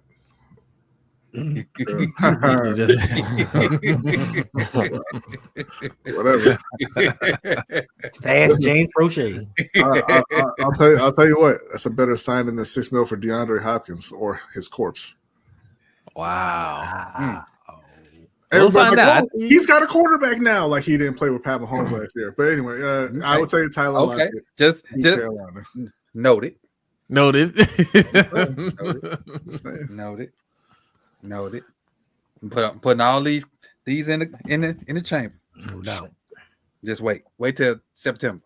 But it's not really fair to ask that for Panthers fans, because like every signing would have improved the roster that every team made. But in defense of Panthers, y'all were almost in full rebuild, so anything was going. And anybody who signed anywhere would have been a starter in Carolina, basically. The one thing that I'll give you one that they shouldn't have done: Tommy Tremble. Because Tommy Tremble's $8 million. So Tommy Tremble for $4 million, would that have been better? I mean, it would have been all right. But I'm saying, like, Tommy Tremble at 8 could have been 2 edge rushers, right? It could have been Ojulari plus whoever else. It's like giving Charlie Kolar $8 million. Whoa. Kolar didn't ask for this. But if he got $8 million, you be like, you like him, but not at $8 million. Yeah, I was fine with this slander. I was fine with Tremble coming back, because I thought last year he actually made some plays and earned a spot on the team. And then they were like, 2 years, $16 million. No, what the fuck? Like, he didn't do that. That mixed with Chuba's contract as well. That was another one that I don't even like saying Chuba anymore, because people think I'm a hater. But you can't pay Chuba Hubbard $8 million. Why? For what? And before you even saw Jonathan Brooks, who you drafted in the second round, can't stay healthy. He hurt. They didn't know that at the time. He hadn't played yet. Exactly. And you were like, man, Chuba, as the only functioning part of this offense and the focal point and getting all these carries, you're looking pretty decent out here. Here's $8 million. That's Derrick Henry money. He ain't Derrick Henry. And you got a loaded running back class this year, and they have to draft a running back again, by the way, because Jonathan Brooks got hurt. Now that you mentioned that could hurt us more than the Saquon signing. Derrick Henry look at it and say, hey, Chuba is making what I'm making. Right. He ain't me. And I had about 800 more yards than Chuba, so they went from Chuba with $8 million, Miles Sanders with $6 million, and a second round pick as a third stringer, to Chuba for $8 million, Dowdle for $4 something guaranteed, and then the guy's gonna miss the season again as the second rounder, so they got to draft somebody else still. All right. But you taking shots at us. You think we have problems, right? You do have problems. You know why? Because you have a 3-time MVP and you can't score in the playoffs. Yeah. We got it, but we in the playoffs. Congrats. We can't. No, you're wrong. We can't score. Just not enough. We put up 25 points last time. Right. That brings more than Lamar Jackson. No.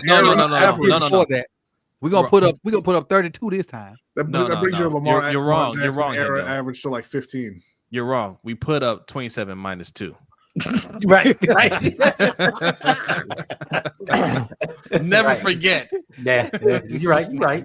Minus 2 is very, Very, very important because the -2 never lets you forget. Never let you forget. That -2 still in hiding. Hey, he hadn't spoke to the press yet. He's right there at tight end too. You saw him. Hold on. I forgot he's tweeting. Hold Yeah, on.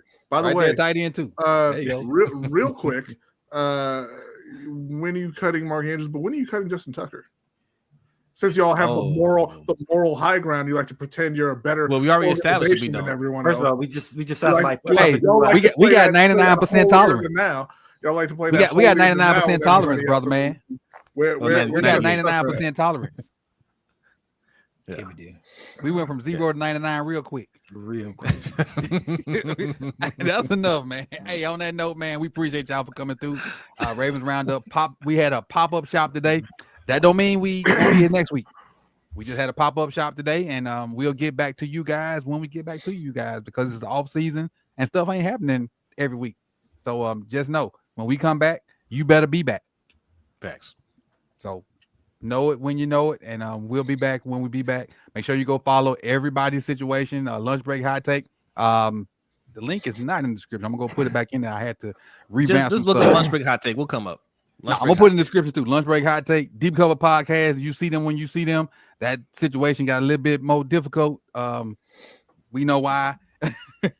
Hendo at Rogue Pod. Myself at Sip the Tally. Matter of fact, I know all y'all got kiddos.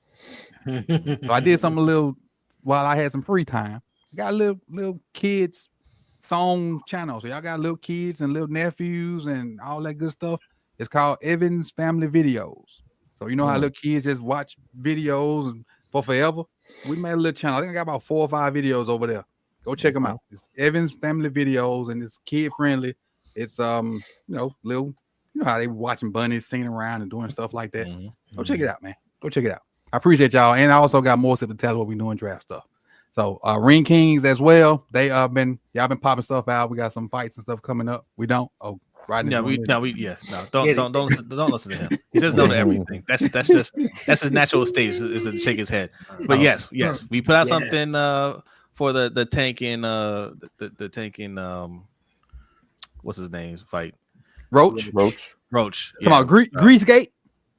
Yes. Greasegate. Yeah. We did something for that.